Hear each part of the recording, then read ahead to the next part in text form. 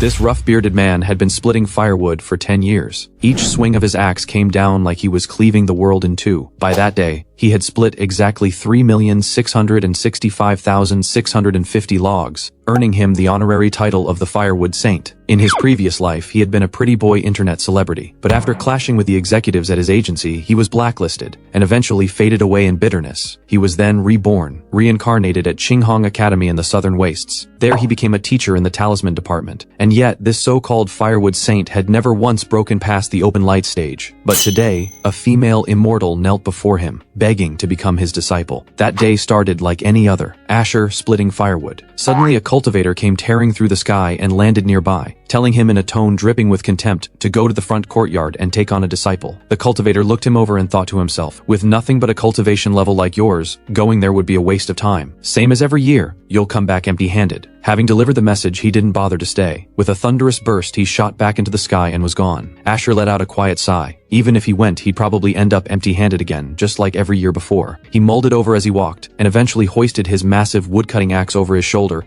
and headed toward Wushan Hollow. Filling his stomach first seemed like the more pressing concern. Meanwhile, the enrollment ceremony was already underway in the main courtyard. As always, the Sword Arts Department dominated, sweeping up the vast majority of new students just like every year before. The Talisman Department, on the other hand, was as dead as ever. Not a single student had signed up. Asher himself hadn't even shown up. The crowd, thoroughly entertained, began jeering, calling for him to be stripped of his teaching position. Right then, Asher appeared, walking over with a snake gripped in one hand. The crowd kept mocking. Master Asher seems to be having a fine time. Too bad his cultivation is a complete joke. Getting injured catching a snake? That's just embarrassing. But at that moment, a young woman in the crowd noticed something. A flicker of fear crossed her face. She had sensed it. The snake in Asher's hand was radiating a deeply dangerous aura. Back in the crowd, the calls to have Asher dismissed were only growing louder. Eventually, the headmaster gave in and stepped forward to make the announcement. Due to Asher's insufficient cultivation level, which had resulted in 10 consecutive years without a single disciple, his teaching position was to be revoked effective immediately. Then, from somewhere in the crowd, a voice called out, "Wait!" It was the young woman from before. She declared that she wished to become Asher's disciple and study the art of talismans under him. The crowd erupted. "He's been stuck at the cultivation level for 10 years, couldn't fight his way out of a paper bag. What are you thinking, girl?" Everyone rushed to talk her out of it. But the young woman grabbed Asher by the arm and pleaded with him again and again to accept her as his disciple. As it turned out, in her previous life she had been a wandering immortal. Having failed to attain the Great Tao,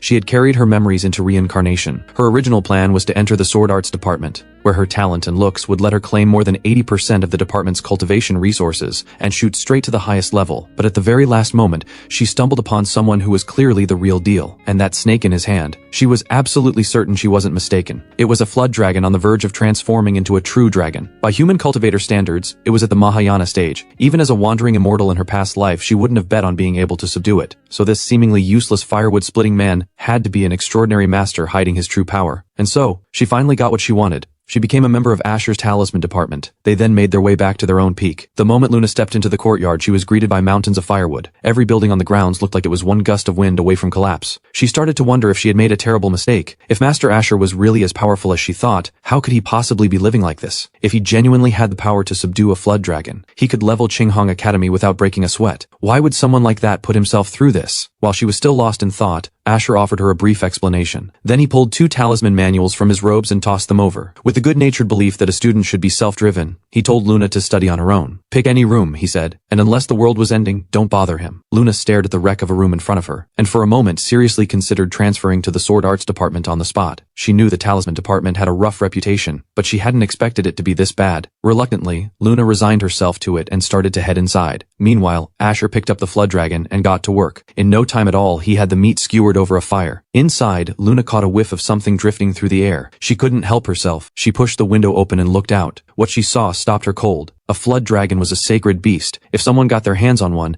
they would enshrine it like a founding ancestor. And yet, Master Asher was grilling it, and clearly enjoying every bite. Luna watched and felt her mouth start to water against her will. She thought about it. Tens of thousands of years as a cultivator, and she had never once tasted flood dragon meat. Almost without realizing it, she drifted over and came to stand behind Asher, working up the nerve to ask her master for a piece. Asher barely had enough for himself. Sharing with a disciple he had just met that same day? He refused flat out. Without a second's hesitation, Luna froze. She was a wandering immortal, for heaven's sake. Getting turned down for a single bite of meat was not something she was used to. Asher watched her with a cool, detached look. This pitiful new disciple of his, practically drooling on the ground, and muttered, "No means no." Luna trembled with frustration and spun around to leave. Fine, she thought. Stingiest master alive. Asher sighed. Being called stingy didn't sit right with him. "Hold on," he said. He picked up a thin twig and scraped off the tiniest sliver of meat, truly the smallest amount imaginable. Then, with all the casual grace in the world, he said, "Here, have a lick." Luna was completely speechless. Asher then said, in a calm and unbothered tone, "Don't think me stingy. Just lick that skewer once, and you'll understand why I did things this way." Luna wrestled with her pride for a moment.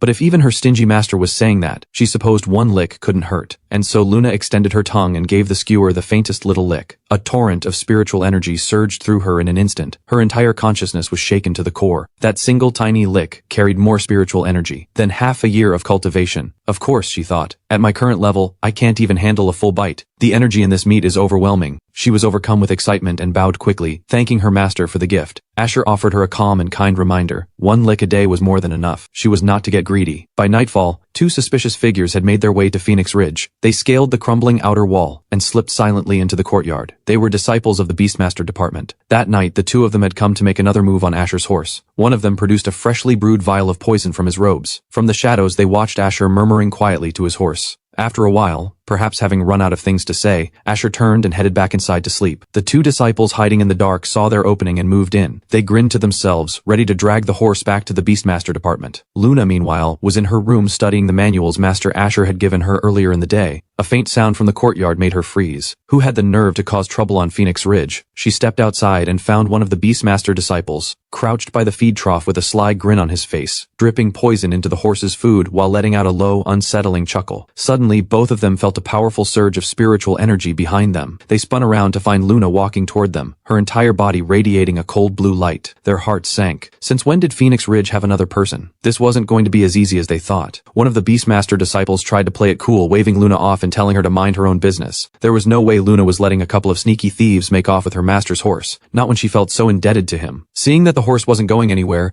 the Beastmaster disciple launched himself at Luna at full speed. His hands were already reaching for places they had no business being. Luna sidestepped, planted her feet, and kicked. The Beastmaster disciple coughed up blood and hit the ground hard. The disciple wasn't about to embarrass himself in front of his junior. He channeled his power and came at her again. Red spiritual energy flared around him as he charged back in. He thought he had a shot this time. He was sent flying again, taken out in a single kick. He tumbled across the ground and didn't stop rolling for a while. Luna stared at him with a blank expression. All that bluster, and he was just a pushover. The other disciple watched his senior brother collapse and stay down. He let out a furious roar and charged forward to avenge him. A roar loud enough to jolt Asher awake inside the house. He looked out at the three of them going at it in the courtyard and let out a long, tired sigh. For a moment it seemed like he might step in to back up his disciple. Instead, he just yawned and shut the window, blocking out the noise so he could get back to sleep. But on his way to bed, he gave a single casual snap of his fingers. A massive field of light swept across all of Phoenix Ridge. Luna looked up. It was a soundproofing talisman. She understood exactly what her master was telling her. Her spiritual energy surged, and she walked toward the two Beastmaster disciples with purpose. The two of them screamed as she delivered a thorough and merciless beating. Over in the Beastmaster Department, senior brother Brutus had just learned that two of his junior brothers had been brutalized by a disciple from the Talisman Department. He was furious. He immediately ordered every Beastmaster disciple to march to Phoenix Ridge and demand answers. What a shameless move. The Beastmaster Department was the one in the wrong to begin with, and now they were turning around and pointing the finger at Phoenix Ridge. After a moment's thought, Brutus decided to file a complaint with the enforcement hall first. Then he could deal with Asher and his disciple at his leisure. The next morning, just as the first light crept over the horizon, Asher stretched, yawned, and got ready to start another day of splitting firewood. Then Luna's voice came from beside him. She stood there with deep dark circles under her eyes, and filled him in on everything that had happened the night before. What she didn't expect was for Asher to immediately ask how far she had gotten in the manuals last night. Luna's heart jumped. She fumbled for words and couldn't bring herself to answer. Asher kept swinging his axe as he spoke. Whatever you got through is fine. I'm not going to do anything to you. Luna came clean. The manual Master gave her was extraordinary, and she had stayed up all night reading. But after just half a page, her spiritual energy was completely drained, and she still hadn't fully grasped even that much. Asher stopped mid-swing. The axe trembled in his hand. He turned to her with a stony expression. You read half a page in one night? Luna went pale. She didn't dare say a word in her own defense. She braced herself for a scolding about how slow she was, but instead, Asher praised her. He said he had expected her to get through a few lines at most. Half a page was genuinely impressive. That talisman manual was a distillation of everything Asher had ever learned. Getting through half a page was proof of exceptional talent. He then turned his hand over and conjured a sphere of light, which formed into an access token that he tossed over to Luna. With it, she could come and go from the archive tower freely. She could study any technique manual she liked. As the token leveled up, she would gain access to higher floors with even more advanced texts. Luna stared at the token in her hand, lost in thought. Asher went on explaining the ways to level it up. Student missions and trials both counted. Luna listened carefully, thanking her master with a cheerful expression she didn't entirely mean, because inside, she was thinking. Compared to the manual he had given her, this token wasn't even in the same universe. She had spent tens of thousands of years as a wandering immortal. She had seen advanced technique manuals beyond counting, and had more stashed away in her personal collection than she could even remember. There was no chance she was going to be impressed by anything in the Academy's archive. The place was basically a library of scrap paper, just the single talisman manual her master had given her. That alone could keep her busy for a lifetime. Then Luna noticed Asher glancing down toward the base of Phoenix Ridge, as if something had caught his attention. A voice projection technique rang out across the entire peak. Luna's eyes went wide. The message was demanding she come down the mountain immediately to be punished. She turned to Asher and explained. These were probably the people she had beaten up the night before. They had come for payback. She couldn't quite hide the nervousness in her voice as she tried to explain herself, afraid that one wrong word might set her master off, but Asher just laughed it off and told her not to worry about it. She should focus on her studies. He would handle the rest. With that, he brought Luna along and headed toward the transport gate to see what was going on. Outside the gate, a dark mass of people had gathered. Senior Brutus of the Beast-Master Department stood with the enforcement hall officers in front of Phoenix Ridge's transport gate, making a lot of noise. They had come to make a show of force, to put Asher and Luna firmly in their place. Asher stepped out with Luna beside him, taking a slow look at the crowd on either side. Then Roland, the enforcement hall captain hovering in the air, spoke. Luna had disregarded Academy rules, and had maliciously assaulted fellow students. The matter had been verified as fact.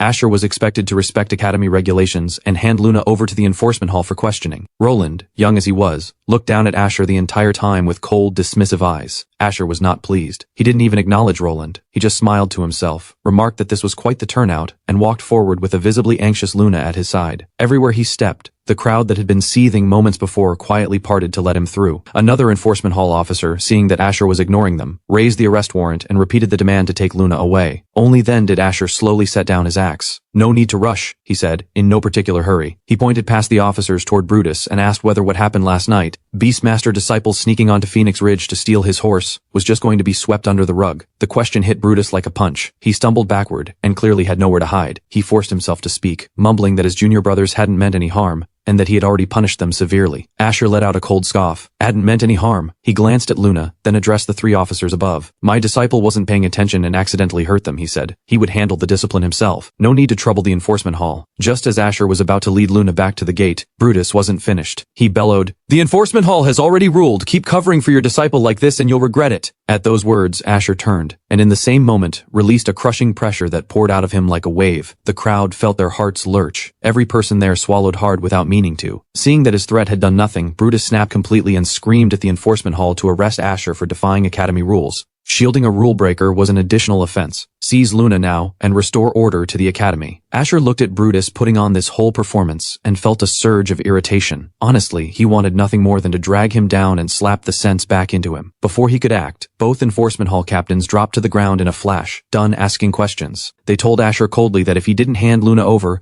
they wouldn't be holding back. Asher looked at them with a mocking gleam in his eyes. They didn't worry him in the slightest. In front of such a large crowd, Caden felt the sting of humiliation. His face burned. He released his spiritual energy, declared that he would be taking both master and disciple in for punishment today, and drew his blade alongside Roland, charging forward. After goading both enforcement hall captains into leading the charge, Brutus slipped back into the shadows and watched the scene unfold with cold, calculating eyes. He sneered. Those two really had no idea what they were up against. The captains closed in. Asher didn't flinch. He simply gave Luna a light pat on the shoulder and told her to go deal with it. "Consider it a test of last night's study session," he said, "and don't disappoint me." He watched Luna stride toward the two charging officers. Roland and Caden were caught off guard. Was she walking straight into her own death? They swung their blades straight for her face. Luna sidestepped with ease and couldn't resist. "That's all you've got?" Roland and Caden felt like they were being toyed with. They poured more energy into their next strikes, and Luna dodged every single one. Roland's frustration boiled over. How was she that fast? His blade couldn't keep up with her. Move after move, Luna glided past every attack without effort.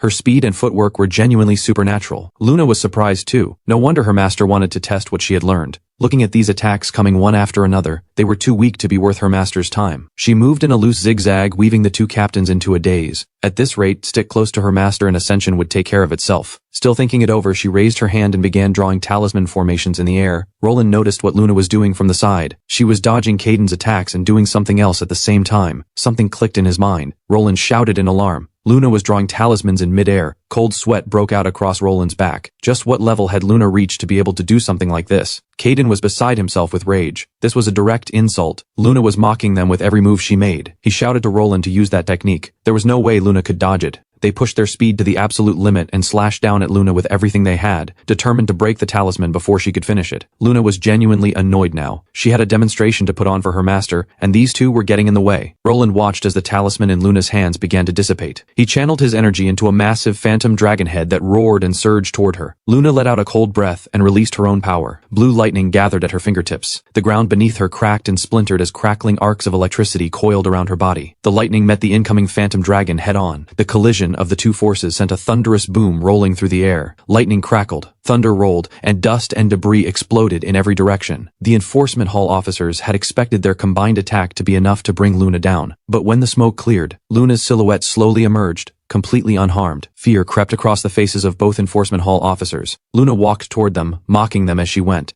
Still drawing a talisman with one hand, she tossed it at them. It detonated. A massive explosion tore through the air. Both enforcement hall officers were scorched by the blast, their bodies reeking of burnt flesh, left groaning on the ground. Roland, flat on the ground, shouted over at Brutus. Wasn't he going to do something? They had come here for his sake. At that, Luna drew another talisman, and casually launched it straight at Brutus. Brutus, for all his bluster, was completely out of his depth. The talisman hit him square on, and he dropped to his knees with a heavy thud. Roland, watching his entire team get wiped out, resorted to playing the moral card. Instructor Asher, allowing your disciple to attack enforcement hall officers is a serious provocation, he declared. The enforcement hall will not let this go. You'll regret this. Asher, who had been watching the whole thing with quiet amusement, felt his good mood evaporate the moment those words left Roland's mouth. He raised an eyebrow. You came to Phoenix Ridge and started all this trouble, and now you're telling me we're the ones in the wrong? He released his pressure in an instant, and it swept over every last one of them like a wave. The air turned impossibly heavy, as if the weight of a mountain had been placed on each of their shoulders. A deep, rumbling crack rang out through the entire valley. One by one, everyone in that crowd buckled under Asher's aura and dropped to their knees, their bodies giving out before they could resist. Caden stared in disbelief. How could a firewood splitter like Asher have this much spiritual energy? Had he recovered his old power? But then it occurred to him, Asher must be drawing on Phoenix Ridge's own spiritual energy through his instructor status to suppress them and protect Luna. Roland was barely holding himself upright on his knees. His whole body was on the verge of being pressed flat into the ground. When the pressure surged again, something rose in his throat. He spat out a mouthful of blood. Asher could see the point had been made. He let the enforcement hall officers off the hook. He told them to pass along his greetings to the enforcement hall elders and let them go. As for Brutus, Asher wasn't nearly as generous. Until someone from the Beast-Master Department came to have a proper conversation with him, Brutus could stay on his knees. Without another glance at Brutus, Asher led Luna through Phoenix Ridge's transport gate. A few hours later, over in the Beast-Master Department, Roland and Caden showed no gratitude for being released. They went straight to the Beast-Master Department to file their own complaint. The Beast-Master Department's vice instructor took one look at the two of them in their sorry state and brushed them off. Go back to the enforcement hall, he told them. He would take care of the rest. Roland felt a spark of satisfaction. The Beast-Master Department would help him get even. And even if Asher could draw on Phoenix Ridge's spiritual energy, there was no way he could stand up to a Soul Exodus stage opponent. Let's see him block what was coming next. The night passed without incident. Morning sunlight stretched across the courtyard of Phoenix Ridge. Asher sat eating breakfast with a mildly baffled expression. A full day had gone by, and not one person from the Beast-Master Department had shown up. That was unlike them. Something felt off, but he decided not to overthink it. More important was finding a suitable spirit beast for his disciple as soon as possible, one that could help strengthen Luna's lightning attribute power.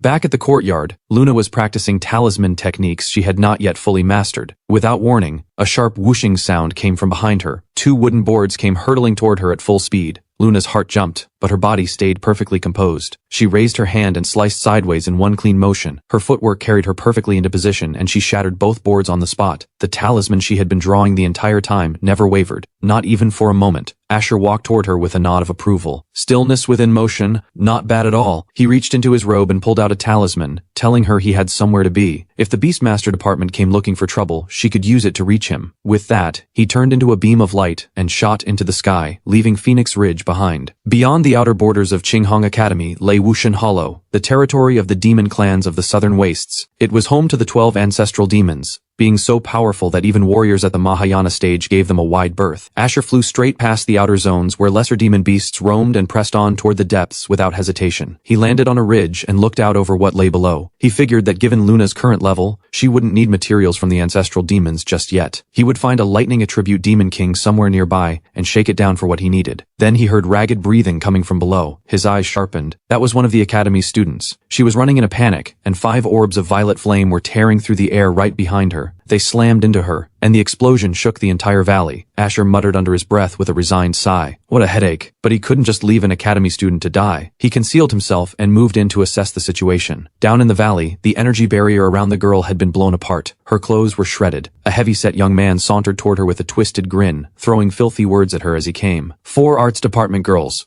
Aren't you just here to look pretty for everyone else? The girl's eyes filled with tears. She was terrified and she held on to a desperate hope that someone would come. Just then, the brute's hand was closing in on her. She screamed, "I am Vera. You will not have me, not while I still breathe." She released her spiritual energy and pressed a finger toward her own pressure point at the crown of her head. The brute wasn't about to let her slip away. He lunged forward with bare hands and seized Vera by the head. He sealed off every channel of her spiritual energy, and in an instant she was completely helpless. Held by the jaw in his grip, she was like a lamb on the slaughterhouse block. He was already undoing his clothes, readying himself to defile her right there on the ground. Vera's eyes burned with tears. Her senior sister had risked everything to save her, and still she had ended up in the hands of a monster. She let the last of her resistance go. Then, at that very moment, a firm and steady voice reached her ears. The seal on her body broke open in an instant, and the voice told her exactly how to bring the man down. Following those instructions, Vera channeled her spiritual energy into her right hand and drove it straight into his chest. The brute's body jolted. He gasped, suddenly unable to move. Then, as the energy surged through him,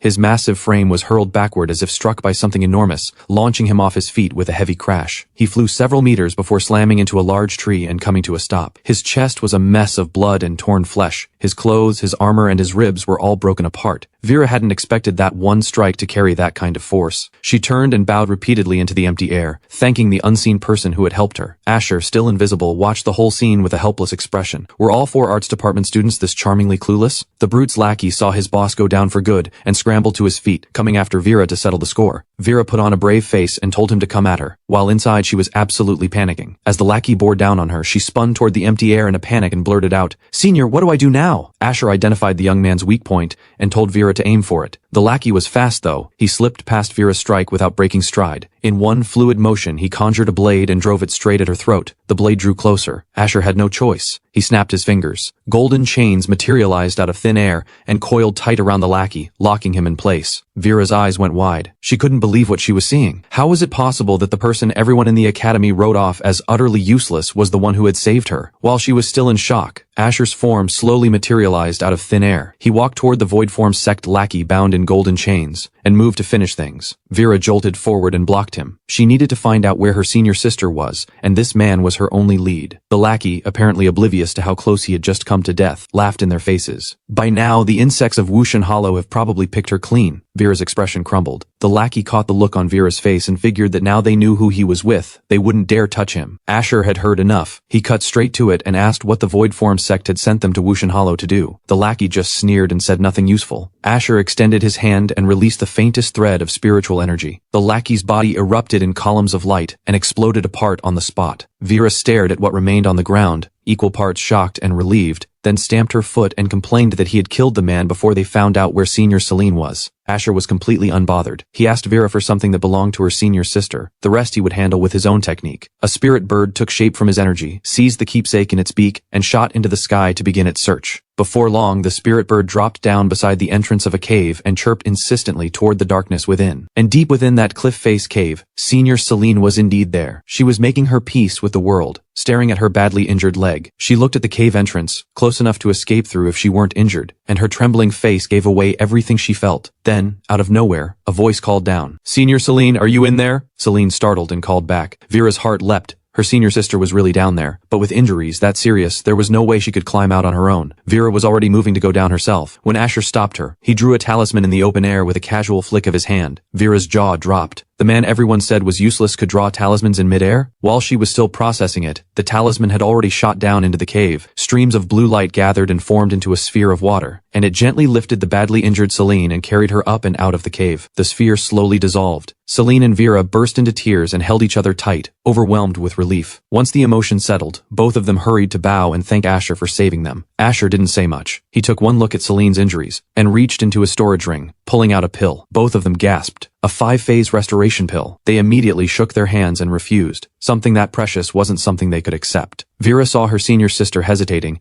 and shoved the pill into her hand herself. Take it. Celine opened her mouth with a sheepish expression. Her entire body lit up with a warm glow, and her wounds closed at a visible pace. Within moments, she was fully healed. With that settled, Asher turned to the two of them. Girls at their level had no business being this deep inside Wushan Hollow. Something had to be going on. The two of them exchanged a glance, and struggled to find the words. It was right at that moment, that back at Phoenix Ridge, Luna stretched with exhaustion. She had finally made it through one full page of the manual her master had given her. Then she heard a rustling sound outside. Just as she thought, someone had waited for her master to leave before coming to start trouble. She picked up the talisman Asher had given her and stepped out. Outside, a powerful wind was swirling through the courtyard, scattering the firewood Asher had painstakingly stacked over countless days. A deep rolling rumble filled the air. The Beast-Master Department's vice instructor Crane loomed in the air above, and his crushing pressure spread slowly downward toward Luna. Back in Wushan Hollow, Asher demanded to know what the two of them were thinking, wandering into territory where demon kings roamed. Were they tired of living? Celine explained that they had come to gather materials for their master, and that had led them this deep in. Asher was far too sharp to miss that they were hiding something. Celine quickly came clean. They had come for the same reason as the Voidform sect, to capture a rank 9 greater demon. Asher thought it over. It was plausible. A greater demon at that rank could indeed be on the verge of evolving into a demon king. While he was still thinking, Vera jumped in and invited him along to help capture the ice silkworm. Power like his was too good to leave on the table. As it happened, Asher needed a lightning attribute breakthrough material for Luna anyway. He could handle both at once and do the 4 Arts Department a favor in the process. He set off with the two of them toward the deeper reaches of Wushan Hollow. Back at the courtyard of Phoenix Ridge, wave after wave of pressure was stacking on top of one another. Luna slowly pushed her door open and stepped out. 2 figures were hovering in the air above the courtyard. Luna could see immediately they hadn't come in peace. Still, she kept her composure, told them her master wasn't here, and offered to pass along any message they had. The moment Director Crane laid eyes on Luna, he told her to get on her knees, as if she was going to do that. Crane used the Academy's rules as a cudgel, throwing his authority around and calling Asher a worthless waste of space. Luna could take a lot, but insulting the master she deeply respected was a line that couldn't be crossed. In the air above, Crane's eyes turned cold and predatory. Green light coiled around his entire body as he loaded his spiritual energy into his right hand. He roared, "Kneel!" His crushing pressure, mixed with a massive hand formed from raw spiritual energy, came crashing down toward Luna like a hammer. Luna threw up her own spiritual energy to resist it. The force was enormous. When it hit, the ground caved inward and left a massive handprint-shaped crater. And yet Luna stood exactly where she had been, blood streaking her face, refusing to go down. A cold, vicious look crept across Crane's face. This girl was too dangerous to leave alive. He surged his power and roared, coming down with everything he had to finish her. The phantom hand slammed into the ground again and again, each impact sending clouds of dust and debris flying. When the dust finally settled, Crane's eyes narrowed as he looked down at Luna. She had taken every blow with her own spiritual energy alone, and that energy was still rising. A series of deep, thunderous booms erupted around her one after another. Blue spiritual flames burst upward into the sky, gradually pushing back against Crane's pressure. She stared up at Director Crane with a look of absolute defiance, her eyes steady and unyielding, refusing to let her dignity be taken from her. Crane's face twisted with fury. All this resistance, over something as petty as pride? If he couldn't handle a junior disciple like her, how was he supposed to command any respect in this academy? And the more he looked at the resolve in Luna's eyes, the more certain he became. She had to be eliminated. So he ordered his disciple to strike her down. If Luna died at his disciple's hand, the academy couldn't pin it on him directly. Dorian, as Crane's disciple, couldn't openly defy his master, but he didn't believe Luna deserved to die. He appealed to Crane to spare her. From down below, Luna called out to Crane with a sneer. Funny how a master this rotten managed to teach someone with a conscience. You don't see that often. As Dorian descended toward her, Luna thought to herself, if she survived this, she would let him live once her power came back. Dorian reached the ground and urged Luna in a hushed voice to let it go. Just give his master a way out, and this would all be over. Your pride isn't worth your life. But who was Luna? A wandering immortal in her past life. Kneeling before someone like Crane and begging his forgiveness would be more revolting to her than death itself. Seeing she wasn't going to budge, Dorian had no choice. He raised his right hand, conjured a blade, and walked toward her with a grim expression. Luna looked at him with cold contempt. Your master wants me dead. Fine, do it. I'm not begging anyone for anything. Dorian shook his head with a heavy sigh and raised his blade. Luna wasn't going to stand there and take it. She gathered a burst of golden energy and readied herself to fight back with everything she had left. Just as Dorian's blade came sweeping down, a demon horse came charging in out of nowhere and slammed into Dorian so hard he coughed up blood and went airborne. He crashed into the courtyard wall with a tremendous impact and crumpled to the ground, unconscious. Luna stared at the motionless Dorian, her heart lurching. She turned to look at the demon horse, Onyx. Up in the air, Crane suddenly understood why Brutus had been so obsessed with Phoenix Ridge. He had been after this spirit beast the whole time. Onyx's power erupted outward. It reared up on its hind legs and let out a furious cry at the sky. Purple spiritual energy blazing across its entire body, giving voice to his rage. It planted itself in front of Luna, and the look in its eyes as it stared up at Crane was pure, deadly intent. Crane let out an enraged shout. "Almost forgot about you, you beast. Since you've shown yourself, don't blame me for what comes next." He conjured a whip of spiritual energy and lashed it down hard at Onyx. The whip snapped down and coiled around Onyx's neck. It thrashed and fought against the pain. It spun and charged straight at Crane, closing the distance in an instant, hooves driving down with the intent to crush him. But beast taming was Crane's bread and butter. It was exactly what had earned him his position. He struck once and shattered Onyx's core. Onyx was sent flying and hit the ground hard.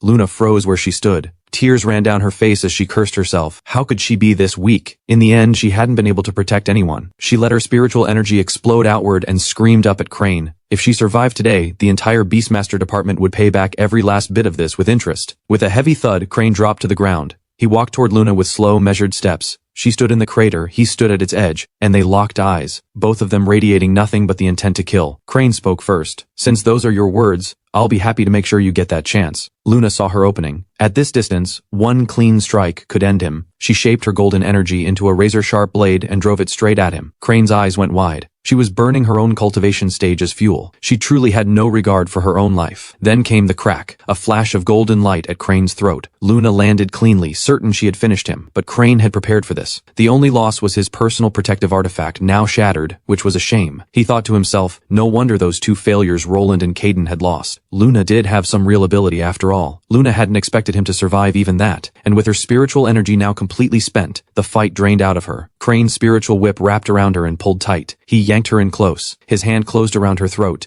and he said the words that made clear he intended to finish it. Luna's vision began to blur as the grip tightened. Then she remembered the talisman her master had given her before he left. He had told her to use it if she was ever in danger. It would protect her life. With the last of her will, she pulled it out and pressed it against Crane's arm. Her final act of defiance. Crane sneered. At this point, what is a scrap of paper going to do? Then a surge of energy tore through the air. Everywhere the talisman touched Crane's arm, the flesh was pulled apart and began to come undone by something far beyond his level. A tremendous force erupted upward and sent Crane flying backward through the air. Luna gasped and choked for air, staring at what had just happened with wide, stunned eyes. A spirit bird radiating blue light stood before her, its entire body shielding Luna from behind. Crane felt the aura and couldn't believe what had hit him. He was the vice instructor of the Beastmaster Department, one of the strongest people in this entire academy, and a bird had just sent him flying. He was about to unleash a string of curses when he sensed something behind him that made his blood run cold. A devastating surge of blue spiritual energy slammed into him. The ground itself shook. The impact echoed for a long time before it finally died away. The smoke cleared and the energy faded, leaving behind the unmistakable smell of scorched meat rising from the ground. Even the spiritual weapon Crane treasured above all else couldn't withstand the blow. It shattered in his hands. Dorian, his body battered from Onyx's charge, forced himself to his feet and shuffled over to check on his master lying motionless on the ground. Crane lay in the crater, his robes torn to shreds. Dorian slid down into the pit and quickly helped his master up to take him back. But Crane wasn't the kind of person who let a grudge go unanswered. He pulled out a 5-phase restoration pill and swallowed it on the spot. The pill reversed everything in an instant. His depleted energy surged back, and his wounds sealed themselves shut before Dorian's eyes. He launched himself upward with a burst of power and moved to finish off Luna, who sat on the ground too drained to move. Luna watched him coming and felt nothing. She had no fight left in her. Then a flash of light cut through the darkness behind her closed eyes. She forced them open and found her master standing in front of her, flames rising around him, his body absorbing the full force of Crane's strike. And Crane's arm was locked in place by a dark, shadowy figure that had appeared from nowhere, leaving him unable to move. He ground his teeth and stared at the man before him, unable to hide the shock spreading through him. Crane launched into a stream of curses and screamed at Asher, who was already kneeling beside Luna and tending to her wounds. Asher heard the shouting behind him and slowly raised his right hand. A flame came to life in his palm. His shadow clone reached out and grabbed Crane mid-curse, and drove the Beastmaster Department's vice instructor into the already shattered ground with full force. The impact sent blood spraying in every direction. Crane's face was a mangled ruin,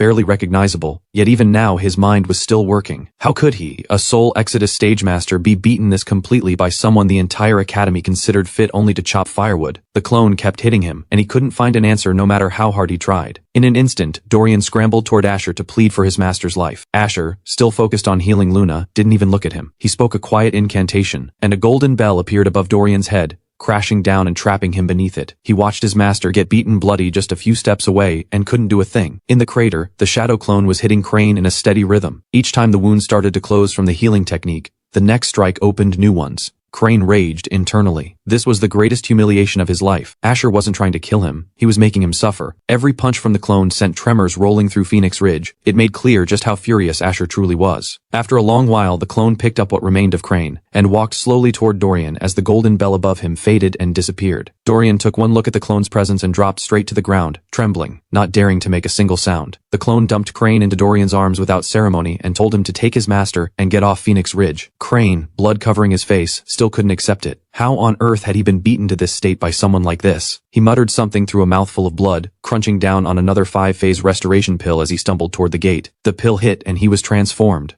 restored completely, looking as though nothing had happened. His old arrogance snapped back into place. He fixed a venomous glare on Asher, who was still tending to Luna. He turned to Dorian. "Give me the storage ring. If that coward hadn't ambushed me from behind, there's no way a waste like him could have put me in that state." He reached into the ring and called out the beast he was most proud of, his 8th-generation spirit demon, the Griffin, Crane's most powerful guardian. The Griffin became a bolt of lightning and shot forward. Danger was closing in. Asher didn't move. His expression stayed soft and gentle as he continued healing his disciple. Crane saw Asher unmoved and assumed he had simply given up against an opponent at his level. He turned to Dorian with a boastful swagger. "Now you're seeing what your instructor is truly made of." Then he screamed at Asher, "Dodge this one, go ahead, die." Then Asher's belt began to glow. It radiated the aura of something that stood at the top of the food chain. The demon king Asher had just subdued in Wushan Hollow. The Griffin, hurtling forward at full speed, felt the presence of death and slammed on the brakes so hard its feathers scattered everywhere, leaving it looking absurdly bare. It turned and ran. It paid no attention to Crane screaming. Putting on a show was one thing, staying alive was another. At that moment, Vera and Celine arrived. Asher handed the injured Luna over to them and turned to deal with the Beastmaster Vice Instructor himself. Asher had been ready to let Crane walk away, but Crane chose to try to ambush him instead, making things considerably worse for himself. Crane was sweating now, and the panic showed plainly on his face. A red talisman began forming in Asher's eyes. Crane stuttered, "Are you out of your mind?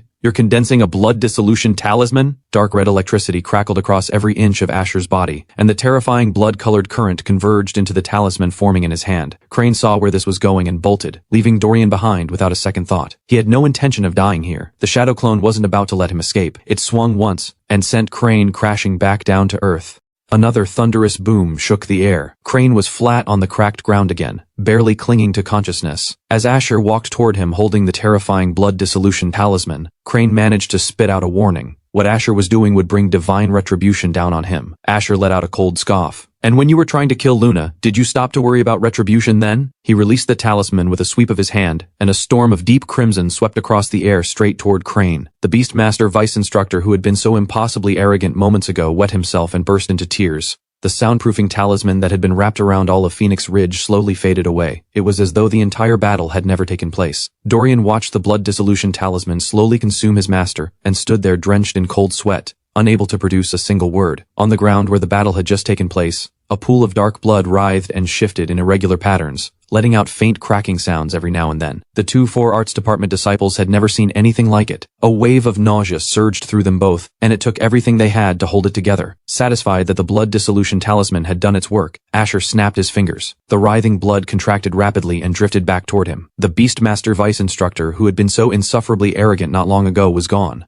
Nothing remained but a tattered set of robes, not even blood. Asher looked at Dorian, pale, nauseated, unable to move, and walked toward him slowly. Dorian wept and begged Asher to spare him. Asher's expression turned resolute. He raised his left hand, spiritual energy radiating from it, and pointed it directly at Dorian. The overwhelming pressure made it impossible to breathe. The color drained from Dorian's face, and he let go of any hope of surviving. Then came the sound of something tearing, and between the two figures, something came apart. Dorian forced his eyes open, bracing himself for the end, and found nothing but a few loose strands of his own hair drifting to the ground. Asher had only meant to teach him a lesson. son. He had no intention of taking his life. Dorian dropped to his knees at once and bowed his head in gratitude. The 2-4 Arts Department disciples who had been watching from the sidelines never expected the Beastmaster Department's bold raid on Phoenix Ridge to be wrapped up this easily. Seeing how urgently Asher was focused on Luna's well-being, they didn't want to keep getting in the way of the two of them. They thanked Asher and said their goodbyes. Far overhead, a blood-red eye was watching Asher and Luna's every move. Asher was still asking Luna how she was recovering from her injuries. When he snapped his head around, his eyes turning sharp and deadly, a winged, blood-red demon beast in the sky was suddenly caught in the grip of a crushing force in the air around it. It couldn't withstand the pressure and simply exploded, dissolving into a mist of red vapor that slowly faded away. Asher had crushed the Beastmaster Department surveillance beast without a second thought. Deep in a secluded cave somewhere far away, a crystal orb shattered. A white-haired elder with centuries behind him twisted his face in fury, tears streaming down his cheeks as he cursed Asher through clenched teeth. If Asher cared so much about his disciple, then the grand trial wasn't going to be a smooth ride for either of them. A man standing nearby nodded in agreement. Looking closer, the man turned out to be an elder from the enforcement hall. No one would have guessed the Beastmaster Department and the enforcement hall were this closely tied. Back at Phoenix Ridge, Asher produced the gift he had brought back from Wushan Hollow for Luna. Standing upright in the courtyard was an ice silkworm 10 stories tall, its entire body pulsing with lightning. Asher and Luna looked tiny standing before it. Luna stared up at the enormous creature, completely stunned. That thing is absolutely massive, she thought. Asher looked at the enormous ice silkworm with fond satisfaction. It was fate that I came across it, he said, so I figured I'd bring it back for you on the way. Luna was just as stunned by how perfectly docile the ice silkworm was in Asher's presence, given that its power rivaled a cultivator at the fusion stage. Asher stroked the creature gently as he spoke. The ice silkworm's attributes are an exceptional match for yours. Let it assist your cultivation from now on. Luna was overwhelmed with gratitude. A demon sovereign she couldn't have subdued even as a wandering immortal in her past life, and her master had just handed it to her like it was nothing. The more she thought about it, the more it hit her. She threw herself at Asher and thanked him from the bottom of her heart. Asher ruffled her hair with a warm, indulgent smile. This is what a master is supposed to do. But the grand trial is coming. You need to get your strength back as soon as possible. That said, don't stress yourself out. The ice silkworm can accompany you into the trial. Luna frowned, a little puzzled. Wouldn't that be cheating? She hadn't even finished the thought when the towering ice silkworm began to shrink right before her eyes, its power suppressed from the demon sovereign stage all the way down to the level of a greater demon. Luna's expression filled with concern. Master, if you suppress its power like that, will it actually be okay with that? Asher's right hand took on a sphere-like glow as the spiritual energy around him gathered inward, weaving together like threads of a net. It spread upward from the ice silkworm's legs, and the creature, responding to the energy's rhythm, drew white silk from its mouth and wrapped itself tightly within it. Cold sweat ran down Luna's face. She could barely process what she was watching. Before long, a cocoon crackling with lightning stood where the creature had been. Then came a sharp crack, and a fracture split open across the surface. Golden light spilled out through the opening, and the first things to emerge were 4 pairs of pale, slender hands. Then the rest of the body slowly freed itself from the cocoon and stepped out. Luna's eyes lit up so brightly they practically sparked. Standing before her was a young woman with flowing pink hair, 4 arms, flawless pale skin, and legs that seemed to go on forever. On the day of the grand trial, Luna never imagined that something she had left unfinished in her past life would come back to collect its debt in this one. Luna pressed down on the mechanism on the stone platform, and it triggered. The stone door, one that even Mira at her full demon sovereign stage had been unable to budge, burst open with a thunderous crash. What greeted them was a stone steel radiating streams of violet energy. Mira's heart surged with excitement. There had to be something incredible in here. Luna paid no attention to Mira, who was already losing her head over the prospect of a hidden inheritance. Something about this place felt deeply, inexplicably familiar to her. Mira was already rushing toward the stone statue at the center of the violet streams, absolutely convinced the statue was the key to unlocking whatever treasure lay within. The sight of the eagle-bodied statue finally unlocked the memory. Luna remembered why this cave felt so familiar. That powerful demonic aura, and the violet stele marked with suppression runes. This was a seal she herself had set in place during the Mahayana stage in her past life. The realization hit her all at once. She screamed at Mira, "Don't touch that statue, it's a seal if you break it!" She never got to finish. Mira's sword had already come down on the statue's head. The statue shattered, and something dark and malevolent seeped out through the cracks. The seal stele, once solid as bedrock, began to crack and crumble apart. The seal was gone. Inside the relic realm, the fallout from what happened on Luna's end had already consumed half the entire trial ground in violet demonic energy. The vines that had been easy enough to handle before were now being fed by the violet energy, growing thick and powerful, the entire plant life twisting into something unnatural. Out on the trial grounds outside, the disciples managing the relic realm systems had no choice but to report the situation inside to the elders again. Inside the relic realm, something had gone catastrophically wrong. Every teleportation formation had gone dark. The elder steward couldn't hide his alarm. An aura this powerful, it could only mean a peak-level demon sovereign at the fusion stage had appeared inside. This had become a full-blown crisis. Forces from every direction were converging on the scene. Seeing the situation spiraling, the Elder Steward grabbed an amplifier and urged everyone to stay calm. Do not panic. But who was actually going to stay calm at a time like this? Then, on the projection screen overhead, Headmaster Leon appeared. Leon was urgently asking for a report on what was happening inside. When he learned that many disciples had not yet made it out, the worry on his face deepened. He immediately coordinated the Teleportation Department disciples to combine their power and send Old Blink into the Relic Realm. Dozens of pillars of light shot toward the Relic Realm, determined to get every Academy disciple out alive. The 2-4 Arts Department disciples were fighting with everything they had against the corrupted plants when Old Blink appeared out of nowhere and teleported them both out of the Relic Realm in an instant. The moment Vera landed outside, she threw herself into Instructor Lyra's arms and poured out everything that had happened inside. Asher, standing nearby,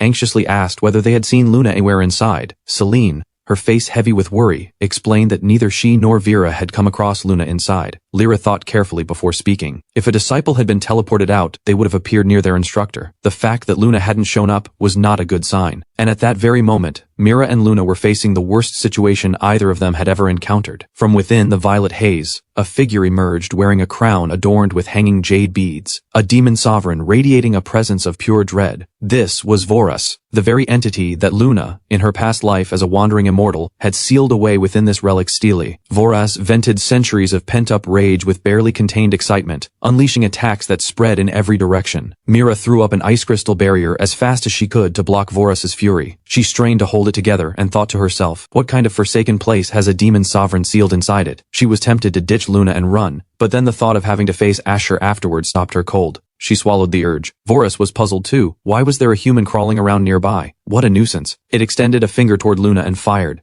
Mira panicked and screamed, "Another one?" The blast shook the entire cave. Mira pressed her hands together and summoned another ice crystal barrier, grinding her teeth as she threw herself against the force of Voras's strike. Elsewhere in the Relic Realm, those disciples who had bragged loudest about their strength back at the Academy didn't even have time to scream. They were simply torn apart, blood spraying in every direction. The corrupted plants burrowed into the fallen disciples' bodies with frenzied hunger. They slowly lifted the bodies upright, vines pumping dark energy into the flesh. The bodies convulsed as the energy took hold and the corruption spread. Savage, inhuman roars tore from the mouths of the dead. Their vacant, lifeless eyes turned toward the faint silhouettes beginning to emerge from the teleportation formations around them. Leon was the first to step through, and the sight of the puppeted disciples hit him like a blow. Before he could even process what he was seeing, one of the corrupted disciples had already lunged at him with claws outstretched. Leon looked at what had once been one of his students, sorrow bleeding through his grim expression, and cut the creature down without hesitation. The heavy smell of blood drifted through the air and drew in more of the plant-controlled disciples. Facing the sudden wave of puppets, Leon called out the command, "Sword formation!" 10 massive blades of light descended from above, their brilliance accompanied by a tremendous surge of spiritual energy, reducing every last puppet to nothing. After the technique, Leon called Instructor Garrett over and told him to take Old Blink to rescue the students still trapped inside. Garrett, however, was more interested in getting Asher out. That did not sit well with Asher. What did he mean, send him back first? Garrett sneered with open contempt. Someone like you, running into a demon sovereign? You'd be walking straight to your death. Leon mulled it over and gently advised Asher not to let his emotions drive his decision. Lyra wasn't about to stand there and let them talk about Asher that way. She stepped in and made the case herself. What kind of master stood by while his disciple was in danger? With Lyra having spoken up, Leon didn't press the point further. He nodded and gave his approval, sending Old Blink ahead. Asher clasped his hands together and thanked him. Garrett, meanwhile, kept muttering and grumbling from the side, unable to let it go. He made sure to announce that if Asher died in the Relic Realm, he wasn't collecting the body. Back inside the cave, Voras's body writhed continuously. Pieces of flesh dissolved and slid away, while more blood and muscle gathered and merged around it. The already enormous form grew even larger and more imposing. As it turned out, what had been struck down moments ago was only Mira's decoy. Her true body was shielding Luna, and she whispered just loud enough for the two of them to hear, "Run, now!" She shoved Luna away with one hand and shouted aloud, "Get out of here! Don't waste the great demon sovereign's time with your presence!" Pip, hidden in the shadows nearby, seized the moment, wrapping around Luna's waist and shooting backward at full speed. But a trick like that wasn't going to fool Voras. "Relax," it said quietly. "Neither of you is going anywhere." Seeing her plan fall apart, Mira had no choice but to go all in. She released her most powerful attack and prepared to fight Vorus to the bitter end. So as Vorus's strike closed in, she suddenly remembered what Asher had told her. In a true emergency, she could use her vital blood to break through the restraints suppressing her power. He had told her not to use it recklessly. Mira being Mira, she ignored him completely. She raised the ice crystal in her hand and drove it into herself. A surge of violent electricity tore through the restraint Asher had placed on her, the current concentrating until it blasted straight through her body. Mira's forced break triggered Asher's shadow clone, which appeared in an instant beside Vorus and struck once, reducing the demon sovereign into a scattered mass of limp, formless flesh. It lay there twitching on the ground, but moments later, Vorus's passive ability activated. The scattered pieces drew back together and reformed into the demon sovereign's towering frame. Vorus looked up into the dissipating haze. Who in the world had the nerve to blindside it? High above, the shadow clone was already drawing together another massive charge of energy. Luna was in danger and Mira had shattered her restraint. The shadow clone had been pushed past its limit. Energy converged from every direction with the unmistakable intent of ending Vorus in a single blow. The clone hurled the energy at Vorus. The attack hit like a black hole tearing open. Space itself bent and warped around it. Vorus began to come apart, and a thunderclap that shook the sky rang out through every corner of the relic realm. Mira, who had just run herself through, had gone completely still. Her body petrified, no sign of life left in it. Then a wisp of pale smoke rose from her frozen lips, and something stirred. A cocoon, slowly pushing its way out. It dropped to the ground with a soft thud, electricity flickering across its surface. The moment it touched the ground, it expanded rapidly. Tearing sounds spread across the cocoon, accompanied by a soft cry, as a reborn Mira broke free. Suppressed by Asher all the way down to the Demon King stage, she had now reclaimed her full power at the Demon Sovereign stage. Wings spread slowly from her back, and every wound, from Vorus's attacks and from piercing herself to break the restraint, had healed completely. As she emerged, Mira muttered curses at Asher under her breath. His restraint had been brutal. Lucky for her, the ice silkworm's ability to shed its shell had saved her life. She was still muttering when Pip came flying over, chittering urgently and pointing in a direction. Mira didn't stop to think. She followed Pip and flew toward where Luna was. Pip stopped at a patch of undergrowth and waved frantically at Luna lying motionless on the ground. The sight of Luna stopped Mira cold. The demonic energy that had struck her had left a phantom blight bloom rooted in her right eye, and it was slowly spreading through her body. Mira stared at it and told herself she could just pretend she hadn't seen anything. Now that she had broken the restraint,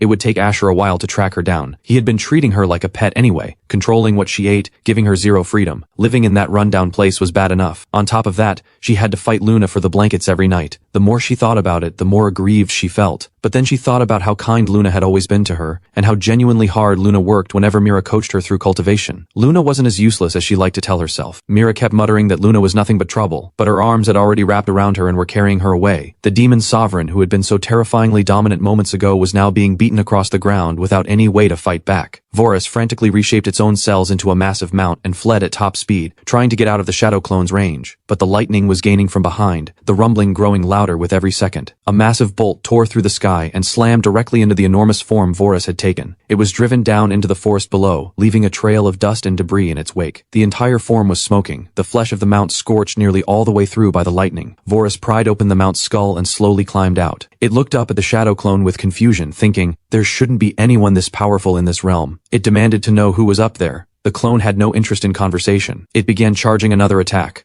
Vorus felt the sting of being ignored, and its eyes filled with vicious rage. It drove the massive mount forward and unleashed a torrent of violet flames at the clone. In the forest not far away, Garrett watched the battle with open dread, terrified he'd be killed the moment he stepped in. He decided the students would have to fend for themselves. Staying alive was what mattered. He turned to glance at Asher, and found him holding a talisman between two fingers, which he calmly pressed right onto Garrett's head before he could say a word. It knocked him out cold and bound him to a tree. That way nobody would be around to get in the way while Asher dealt with Vorus. Vorus, still trading blows with the clone, was being pushed back steadily and couldn't keep up. It thought, was this really how it was going to end? Again? In this same place? Just as Vorus was starting to panic, a golden ring of light appeared in the sky above. From within the light, an 8-winged creature descended, calling itself the Underlord. The clone's time was running out. It began to dissolve, returning to Asher. Emboldened by the Underlord's power, Vorus showed its true colors again. The arrogance came flooding right back. Seeing the clone fade away, Vorus assumed its own terrifying power had driven it off, and rushed to cut off its escape with a volley of attacks. Asher murmured an incantation under his breath. The 5-star Immortal Slayer talisman came crashing down from the sky. Far away, Mira felt it and her heart seized. That was Asher's aura. The talisman collided head-on with the violet flames Vorus's mount had been spewing. The talisman's power shattered and extinguished the flames completely. Vorus snapped its gaze upward, genuinely shocked. There was someone else here? It demanded to know who was up there. Asher looked down at it with a dry smirk. You've been fighting my clone this whole time, and now you're asking who I am? Without another word, the golden talisman in his hand shot toward Vorus. Countless golden threads wrapped around Vorus like rope, and it froze in sudden panic. How could someone at the cultivation level possibly know the immortal binding cord? As the immortal binding cord slowly burned through Vorus's soul, Asher asked it calmly how it had come to know Alleluia. Vorus refused to talk out of loyalty, but the talisman's burning agony made it scream and beg Asher to stop,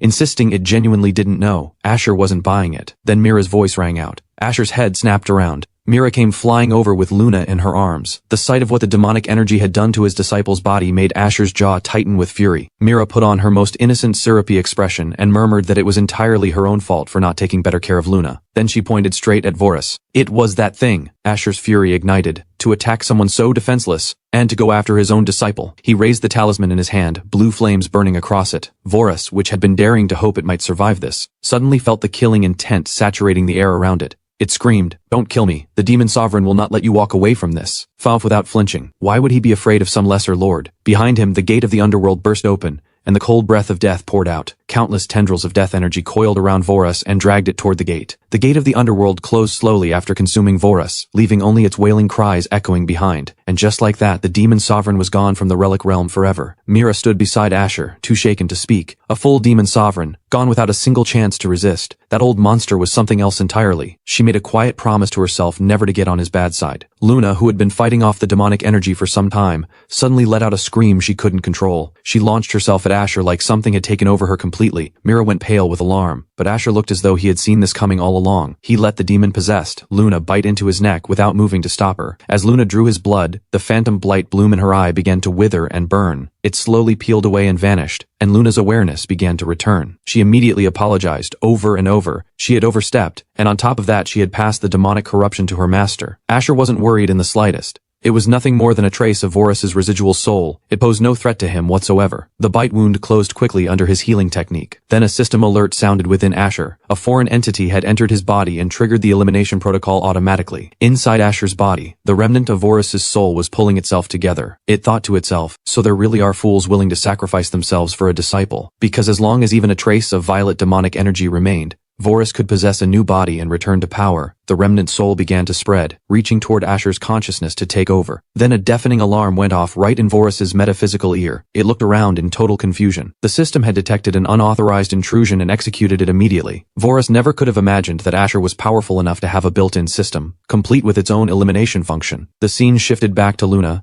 now returned to Phoenix Ridge. She stared at the blurred world in front of her, and felt nothing but the weight of how weak she still was. Right now she was nothing but a burden to both Asher and Mira. She had to break through and reclaim her former power as fast as possible. She swore to herself, by whatever means necessary she would get stronger. Mira had just finished washing up and found Luna still holding a hand over her injured eye. She assumed Luna was still in shock from everything, but Luna just cracked a joke and called herself a one-eyed pirate. Mira smacked her for it. Joking was one thing, but still. Even so, Mira genuinely apologized to Luna for her mistake inside the relic realm. She promised that she would never let Luna get hurt like that again. With the demon sovereign dealt with, the Talisman Department settled back into its ordinary routine. Asher kept up his daily firewood splitting as reliably as ever. Mira obediently gathered the split logs from the ground, while Luna trained hard beside them, working on her talisman techniques and pushing herself a little further every day.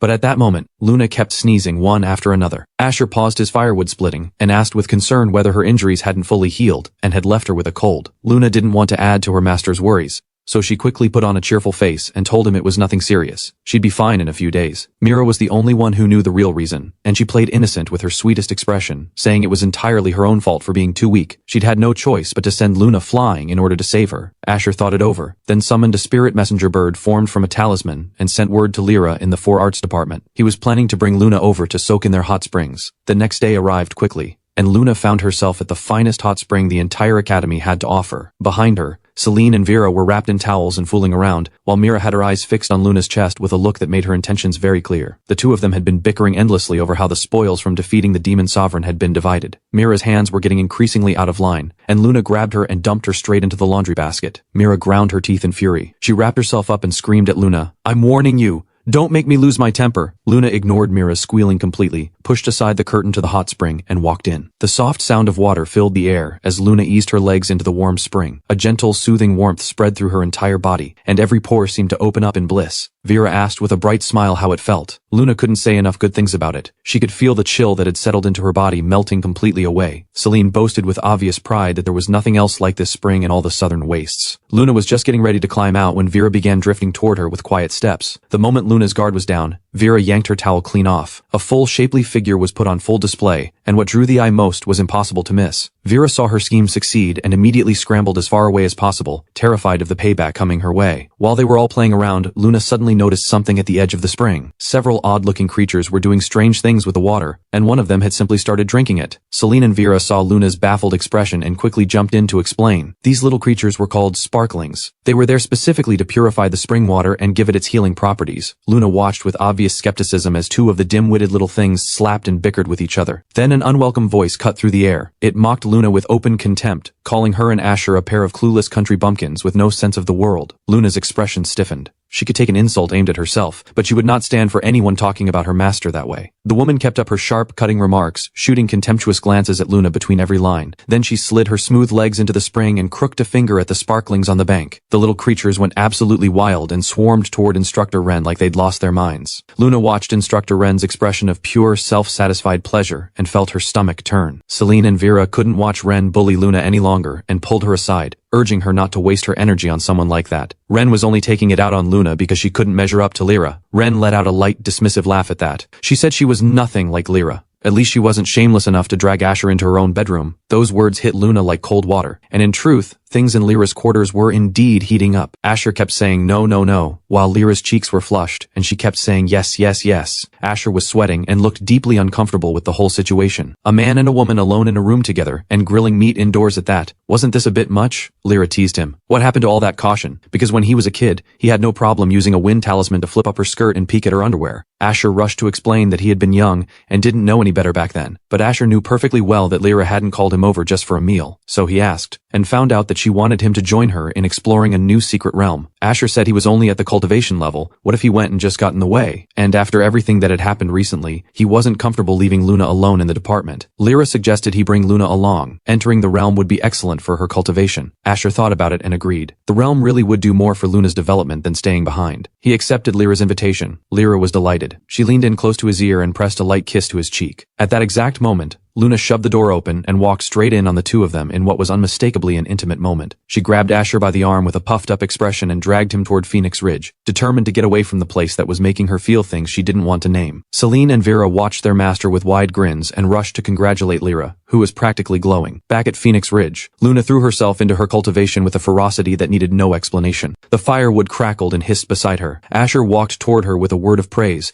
genuinely impressed by how fast she was progressing. But then he noticed something off about the look on her face. Before he could figure out what it was, Luna grabbed him by the collar and shoved him flat on the ground. Asher was completely caught off guard. Luna had climbed on top of him and was saying things that made it very clear she was not in her right mind. She sat pinning him down and began tearing at her own clothes. She murmured between breaths, asking if her master didn't want this. Asher saw what was happening and knew immediately this was wrong. He moved quickly to stop her from going any further, but Luna was completely consumed by whatever had taken hold of her. Snapping her out of it wasn't going to be easy. Asher wrestled with himself, and in the end, reached for a blue talisman. He pressed the clarity talisman against Luna's forehead. A wave of cool clarity washed through her, and the heat that had overtaken her slowly faded. The strength drained from Luna's body as though emptied out. She went still, lying across Asher without moving. The next day, at the foot of Fenghu Mountain Realm, the two departments from Qinghong Academy were fully prepared. Everyone was gathered inside a makeshift tent going over the strategy for the realm. Asher was in overall command, with both the Four Arts Department and the Talisman Department under his direction. Asher turned to Luna, who was staring into space, and reminded her not to get distracted chasing resources. Staying safe came first. Meeting her master's concerned gaze, Luna found that hazy fragments of memory were surfacing. What she had almost done to him that night. She had no idea how to face him. The embarrassment was beyond anything she had words for. Asher could see how tense she was, but he had no idea how to help her work through whatever was going on in her head. Just then, a Four Arts Department disciple came bursting into the tent in a panic, reporting that the Four Arts Department had just been attacked by unknown assailants. Vera turned to Asher and asked what they should do. Asher said, "Let's go find out," and followed Vera outside to see who had the nerve to start trouble here. The moment Vera stepped out of the tent, she recognized the figure immediately. Vivian, the former Four Arts Department vice instructor who had betrayed her sect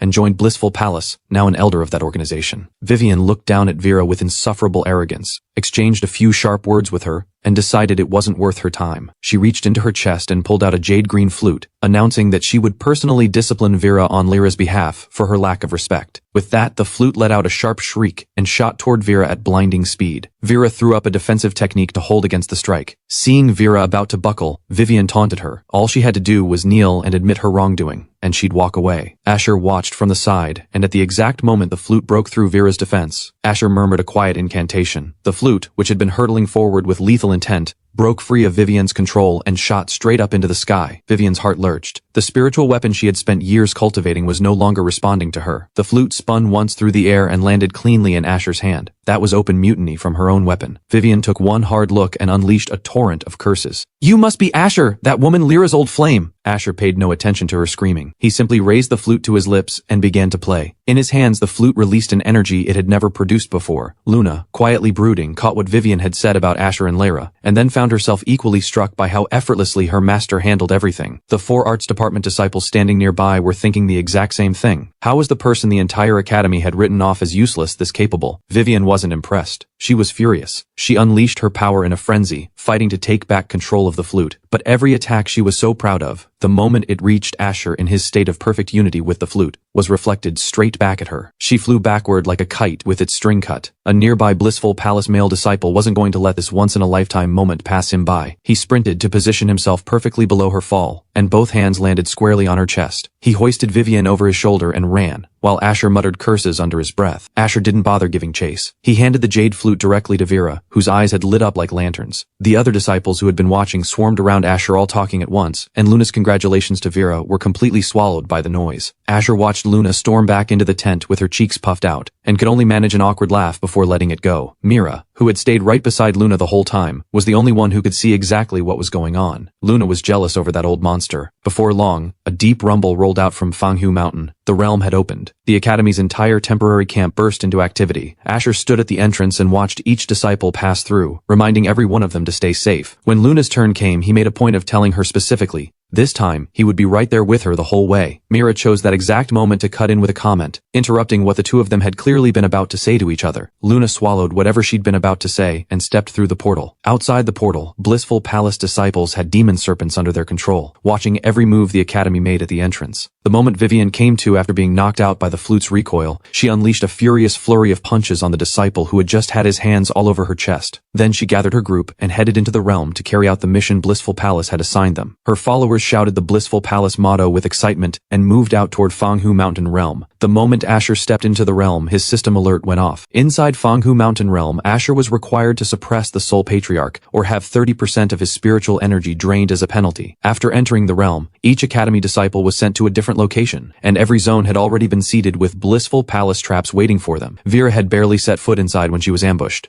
A massive explosion rang out, and Vera stared at what was in front of her in disbelief. Her full power strike had done absolutely nothing to her opponent. The pink-haired woman from Blissful Palace was clearly on a different level from the small fry Vera had dealt with before. The woman shrieked that she was going to have some fun with Vera, and thick, fleshy tendrils swept toward her from every direction. Vera, with barely any strength left, desperately brought out the jade flute Asher had taken from the Blissful Palace elder, and played a rapid defensive melody, conjuring a green barrier around herself. The barrier spread outward and held itself between Vera and the tendrils, but under the assault of the tendrils, it crumbled without resistance and faded away completely. The tendrils surged forward and coiled tightly around Vera's body, binding her completely. A thick, slick substance coated the tendrils and slowly drained every last trace of spiritual energy from Vera's body. The pink-haired woman walked slowly toward the bound Vera and grabbed her chest. Her slender hands moved with deliberate cruelty while she directed the tendrils to violate Vera further. The tendrils and the substance drained what little strength Vera had left. While she could still think clearly, she ignited the distress talisman Asher had given her. She knew that, if she waited any longer, the tendrils would push her past the point of no return. Furious that Vera still had her wits about her, the pink-haired woman raised her hand and brought it down hard on Vera's round backside. The loud crack made Vera cry out despite herself, but the pink-haired woman decided that still wasn't enough. She produced from beneath her cloak an implement she clearly made nightly use of. Vera shut her eyes and braced herself. Right at that moment, a grilled fish came hurtling through the air toward them. It drove straight through the pink-haired woman before she could even finish her display, piercing her completely. Blood poured from the wound and she collapsed to the ground, dead. The bindings on Vera released the moment she fell. The one who had come to her rescue was Asher, who had rushed there as fast as he could. He hurried over and steadied Vera, who could barely hold herself upright. Seeing how unsteady her breathing was, Asher asked with genuine concern whether she was all right. He handed back the bag she had dropped, told her to rest for a moment, and then they would go find the others together. Suddenly Vera heard a strange sound nearby. She tugged at Asher's sleeve. From the storage pouch of the fallen pink-haired woman,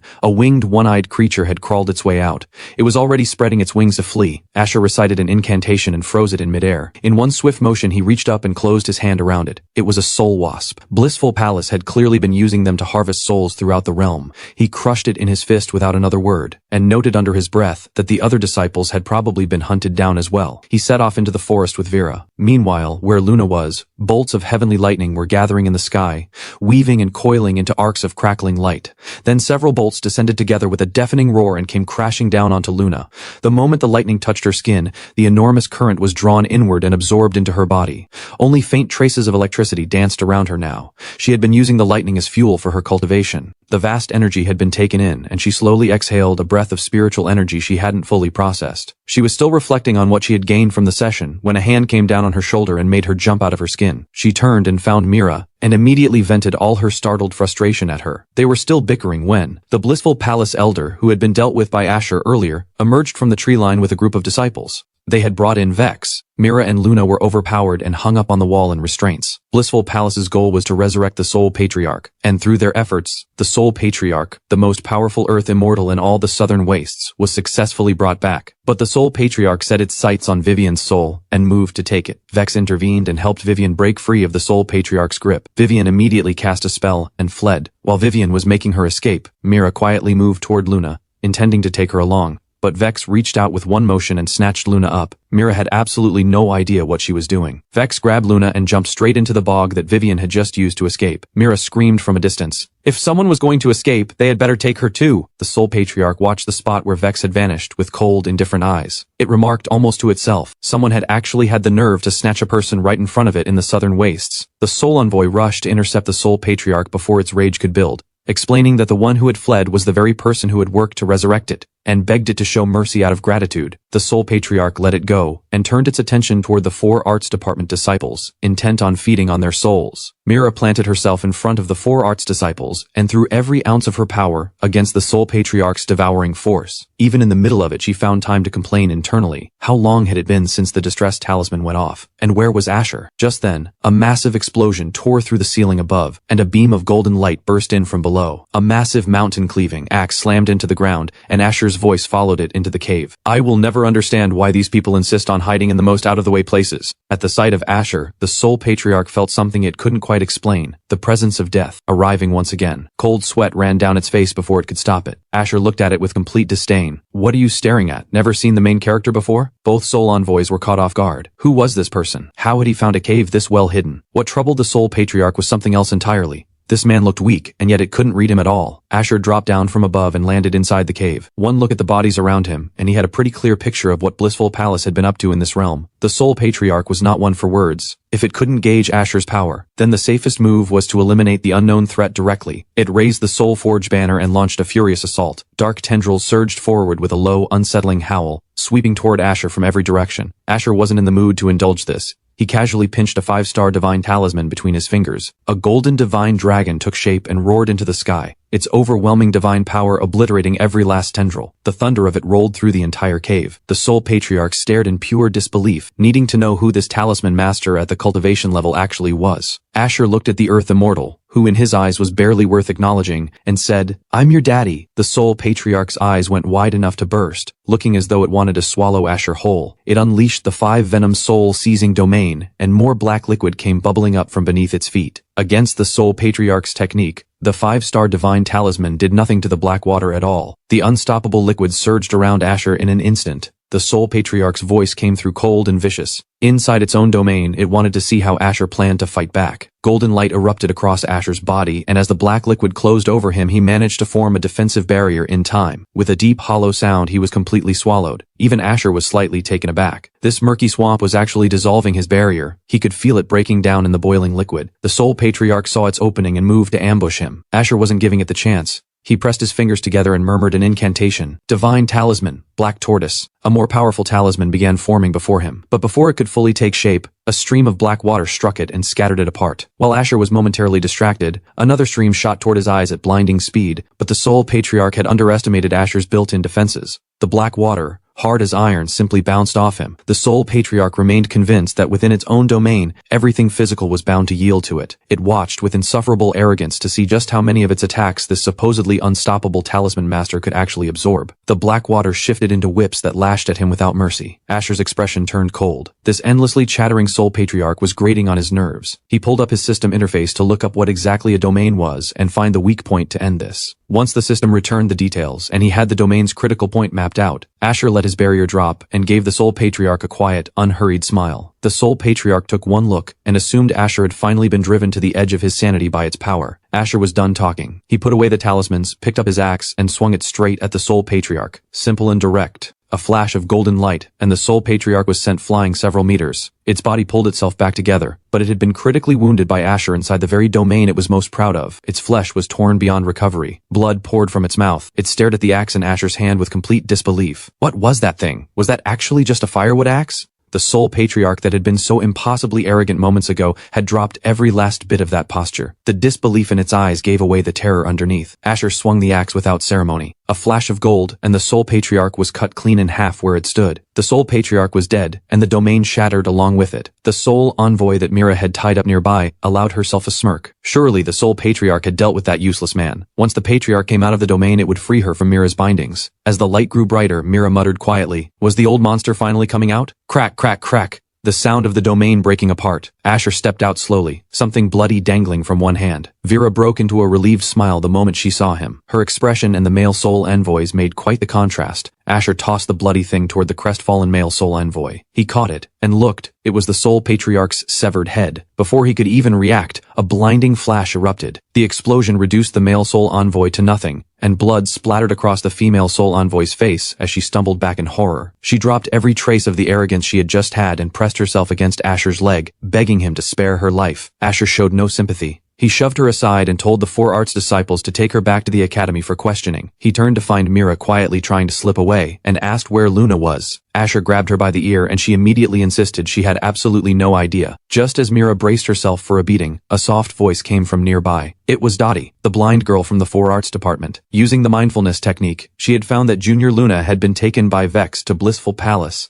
Asher muttered to himself. Blissful Palace really had a death wish, pulling something this audacious. Meanwhile, deep inside Blissful Palace's underground sanctum, Luna was jolted awake by a strange sound. She slowly opened her eyes. Heavy iron chains covered in seal talismans clinked and groaned around her. Luna took in the scene before her and asked the figure in front of her who she was. Before her was a woman bound in chains, her face ashen, black smoke seeping from her lips. A seal talisman pressed to her forehead. She looked across at Luna with a chilling smile and said, "It's been a long time, Iris." Those words pulled Luna back, all the way back to her past life, back to Crystal Palace, thousands of years ago, where the wandering immortals made their home. A wandering immortal with flowing blue-green hair turned to the purple-haired girl embroidering behind her and asked, had they really been drifting through this earth immortal realm for thousands of years already? The purple-haired girl was Ivy, also a wandering immortal. She answered in her gentle, unhurried way. Then the blue-green-haired immortal slowly turned around, blood at the corner of her mouth, dark energy coiling around her. This was Iris, Luna's past life, and she said she had finally figured out why they had failed to ascend for nearly 1,000 years. Their cultivation method had been fundamentally flawed all along. Ivy stared at Iris, who was clearly on the edge of losing herself, and felt her heart seize with alarm. Mid-sentence, Iris drove a blade into her own core, and 3 true soul orbs flew out into her waiting hand. Her eyes went wide as she held them up. These, she said, were the reason they could never ascend. Without another word, she crushed one of the glowing orbs in her fist. That was all Ivy needed to see. Iris had completely lost her way. She summoned a healing formation and begged her to stop, but the corrupting energy had already eaten through Iris's reason. She fixed cold eyes on Ivy and screamed at her not to get in the way of her ascension. The blade left her hand in an instant. Ivy had been in the middle of casting a healing technique for Iris and had no time to dodge. The blade pierced straight through her chest. The surge that came from crushing the first true soul orb was intoxicating. Iris crushed the second one before she could stop herself. The corruption deepened with every second, feeding Iris with a seemingly limitless flood of dark power. The golden energy around her was laced with the pulse of corruption, and she was convinced, truly convinced, that cultivating the true soul orbs had been what kept them from ascending all along. She called out to Ivy, who lay badly wounded in the distance, with nothing but grievances. Ivy watched the person she knew disappearing before her eyes, tears running silently down her face. Yet even as Iris's power soared beyond anything she had known, the ascension still hadn't come. She couldn't understand why. Then, while she was still puzzling over it, it hit her. She had only crushed 2 of the 3 true soul orbs. The third had been quietly taken by Ivy. A torrent of blood-red light tore through the sky, and Crystal Palace shattered apart around them. Ivy had taken cover within her own technique to tend to her wounds, and she made herself a quiet, unbreakable promise. No matter what it took, she would bring Iris back. Above the ruins of Crystal Palace, a biting wind cut through the sky, and a strange, misshapen crescent reflected the sunlight down onto the broken earth below. Iris stood atop the lunar wheel, looking down at everything below as the corrupting energy slowly rebuilt her broken body. She murmured to herself, they had promised to ascend together, and Ivy had stolen her true soul orb. The more she thought about it, the more her fury built. She would drag Ivy out even if she had to tear through every ley line in the world to find her. She unleashed the solar devourer, and the sunlight began to be consumed. The warmth that had filled the world slowly gave way to darkness. Ivy watched in genuine alarm. The corruption had made Iris far more powerful than she had ever been. She activated her Mystic Gate technique at once, and surfaced from the depths of the lake below. As she cast, a massive river clam burst out of the water and shot into the sky. She poured everything into her most powerful strike to stop the solar devourer. Mystic Gate, Phantom Dragon. A blue ice dragon made of pure crystal let out a sky-shaking roar and surged toward Iris.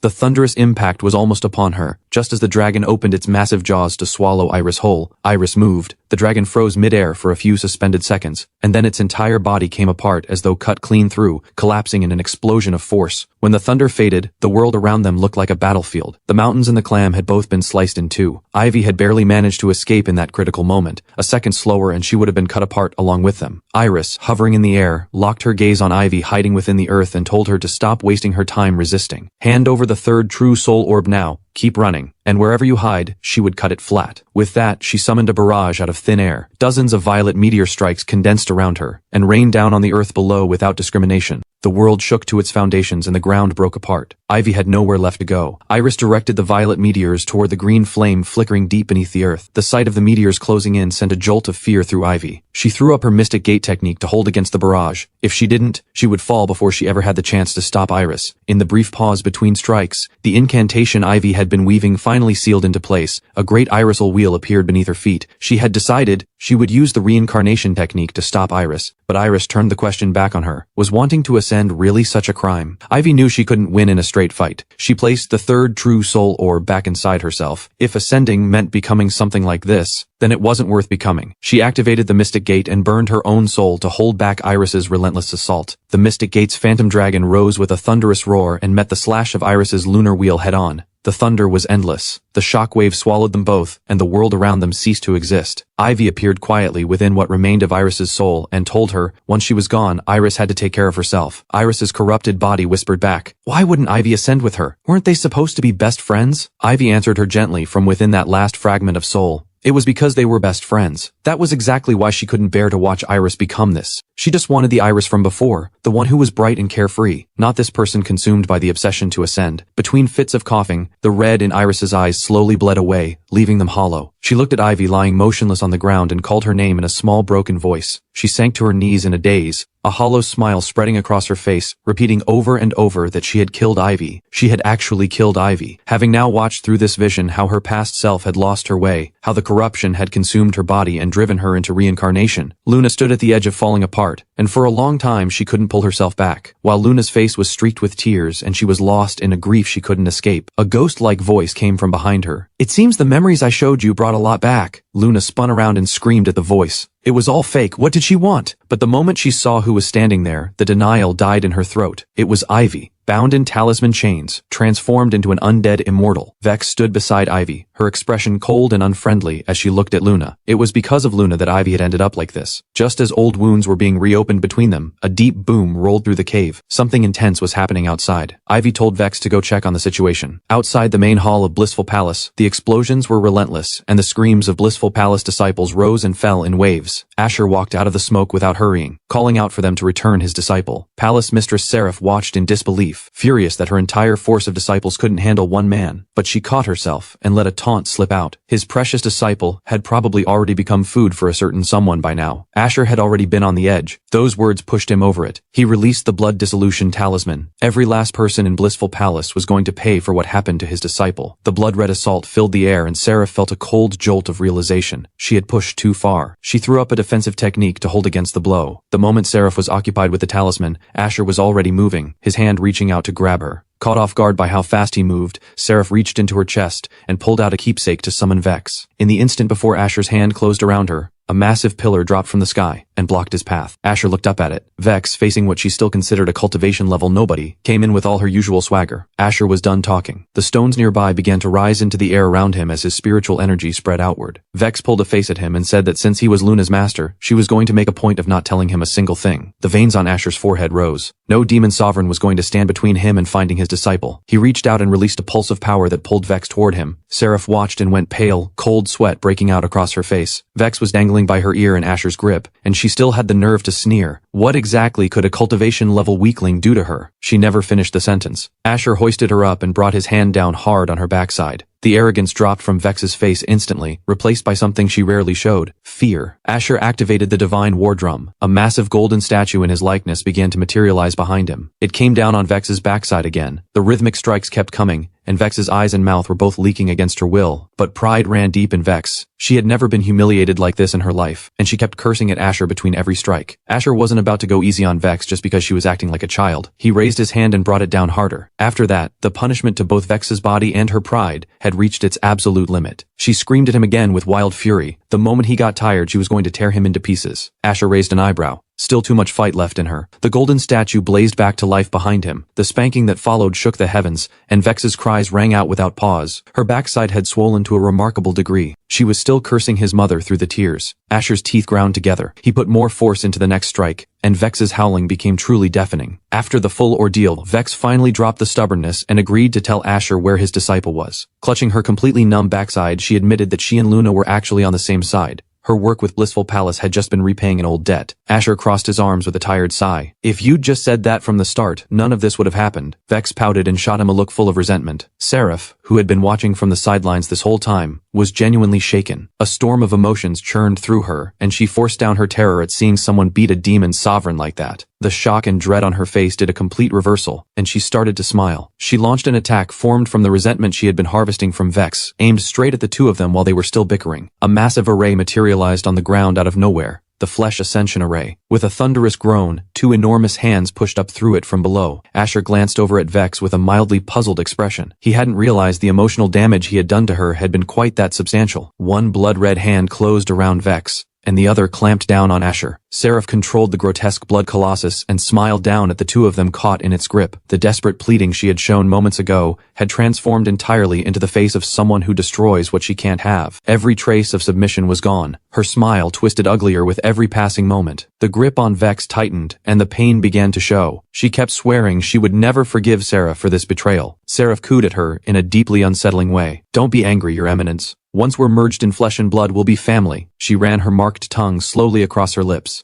She directed the blood colossus to open its gaping maw, and began feeding both Asher and Vex toward it. Vex was a demon sovereign. Even after taking human form, she had never once been in danger of being eaten. She looked at what was happening and said something unrepeatable. Just as the blood colossus's mouth was closing around them, Asher remained completely unbothered and drawled, "Aw, it's too cute to eat. How could anyone eat something this adorable?" Then a slow, dangerous smile crossed his face. "But swallowing me along with it? That's going to be a bit more complicated." Golden light erupted across his body, and a surge of power shot into the sky. The blood colossus's hands exploded apart, both of them gone at once. Vex was free. She immediately tried to summon her weapon for the fight ahead, but no matter how many times she called for it, there was no response. It sat planted in the ground without so much as a twitch. In the middle of a crisis, her own weapon had abandoned her. Despair washed over her. She looked down at the sharp spines below her and thought, not here, not like this. While she was busy praying she would be fine, Asher grabbed her by the scruff of her neck and set her down on the pulverized ground below. An energy barrier formed around both of them, holding the outside world at bay. The blood colossus was howling in pain, but Asher paid it no attention. Seraph, for her part, didn't seem particularly bothered by the loss of its arms. She regarded him with even more amusement than before. Someone who could shatter her flesh, Bodhi was no ordinary opponent, she admitted. But the blood colossus wasn't so easy to finish. The flesh that had been blasted apart began pulling itself back together at a visible rate. Within moments, it had fully regenerated, restored to peak condition as though it had never been touched. Asher watched it all with a quiet murmur. Regrowing severed limbs. That's a bit of a nuisance, I have to admit. He slowly raised his left hand and released an area attack toward the charging colossus. With that density of strikes coming at it, Asher didn't see how it could dodge every single one. Dull thuds kept sounding from inside the colossus, and some of the strikes punched straight through its body. Chunks of flesh rained down from the impacts, and Vex stared at the disgusting mess with undisguised revulsion, muttering complaints under her breath. Asher looked up calmly at the chunks of flesh still drifting together in the air above them. Surviving an assault that concentrated, he had to acknowledge it. Seraph had lived up to her reputation as the immortal mistress of Blissful Palace. Seraph was badly wounded, and she was laughing. Pain, apparently, was her idea of a good time. The scattered flesh gathered and consumed what remained of her original form, fusing into a woman covered in countless writhing tentacles. Seraph directed the tentacles toward Asher and Vex, declaring they would both be dissolved into flesh and share in her bliss. She launched them at Asher first, and the barrier held no effect against the tentacles at all. As tentacles began wrapping around her,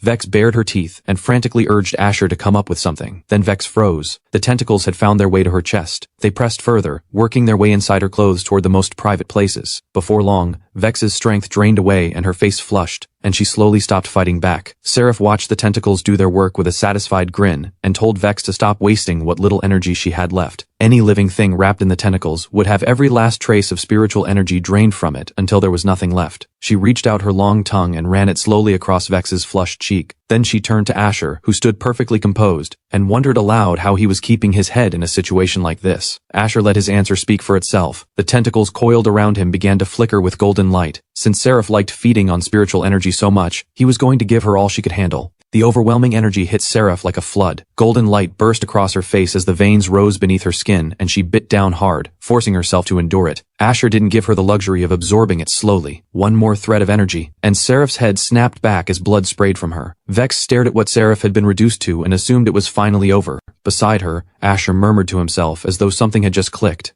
Through his sense of the spiritual energy, he had detected it. Seraph had used the flesh ascension array to link herself directly to the ley lines. At that, a voice of approval came from within the writhing flesh as it pulled itself back together. Seraph looked at Asher through the gaps with a cold, vicious smile. As long as the ley lines held, she could not die. Asher had no interest in playing her game. He used his own vital blood and flung it at the mass of flesh still pulling itself together. A massive demon-sealing Vajra appeared out of nowhere, its hands forming a seal, golden light blazing. Its palm turned downward towards Seraph, and an immense pressure poured out. The sealing technique's force pressed down on Seraph until the veins rose across her entire body and she screamed. But Seraph's pride wouldn't let her be broken by someone she still considered a worthless weakling. Whatever seal he tried, she was not going to die. Asher had nothing more to say. His firewood axe appeared in his hand. Seraph saw it and immediately scoffed. At this point, what was that broken old axe supposed to accomplish? She never finished the thought. The axe split out 2 waves of light. That leveled everything in their path. The thunder never stopped, and the halls of Blissful Palace, solid as bedrock, were reduced to rubble. The root of Seraph's flesh body that linked her to the ley lines was severed by the wave. For the first time, Seraph truly felt the terror of what Asher was. Her face was soaked in cold sweat. She thought to herself, who was this person? He had actually cut through a ley line. Asher looked at the stunned Seraph and slowly opened his palm. A powerful vortex emanated from it and pulled Seraph, trembling in the air, toward him. As the billowing smoke cleared from his open palm, Seraph, who had been certain she was finished, slowly opened her eyes. She stared up at the enormous figure of Asher in complete disbelief. She, an immortal abomination, had been turned into a figurine. As a figurine, Seraph was entirely at Asher's mercy. He lightly poked her soft little face with one finger. Even with the ley line severed, the spiritual energy inside Seraph was still remarkably full. He glanced over at Vex, who was standing nearby glaring at the figurine in his hand with puffed-out cheeks. Without a word, he tossed the energy-packed figurine over to her. Vex caught it with a bewildered expression, and the moment her hands made contact with Seraph, the spiritual energy that had been nearly drained from her surged back instantly, a flood of power filling the hollow space that had been left behind. Vex stared at the figurine in awe. The palace mistress of Blissful Palace in power bank form was something else entirely. Even sealed under the demon-sealing Vajra seal, the thing was putting out energy like this? She could feel the energy wrapping around every pore of her body. She had never felt anything like it in her entire life. Her legs gave out beneath her, and she dropped to her knees involuntarily. Asher blinked, genuinely thrown. Since when did Vex of all people do that? Vex's cheeks were flushed as she wobbled back onto her feet, lips slightly parted, still muttering, how on earth was this power bank so ridiculously strong? Asher took the time to explain patiently. Seraph's body was still linked to the ley lines, so through the figurine, anyone holding it could absorb ley line energy directly. Vex's mouth hung open at the explanation, but the excitement brewing underneath was impossible to miss. She fixed a cold gleam on the figurine of the woman who had just betrayed her, if that's how things were. Then it was time Seraph had a taste of her own medicine. Vex struck a pose mimicking Seraph's transformation stance, extended her tongue, and ran it slowly across the figurine's soft round face. Seraph, completely powerless, kept crying out for her to stop as Vex's tongue moved over her from every angle. But for all her protests, Seraph's body was telling a very different story. It moved in rhythm with every stroke.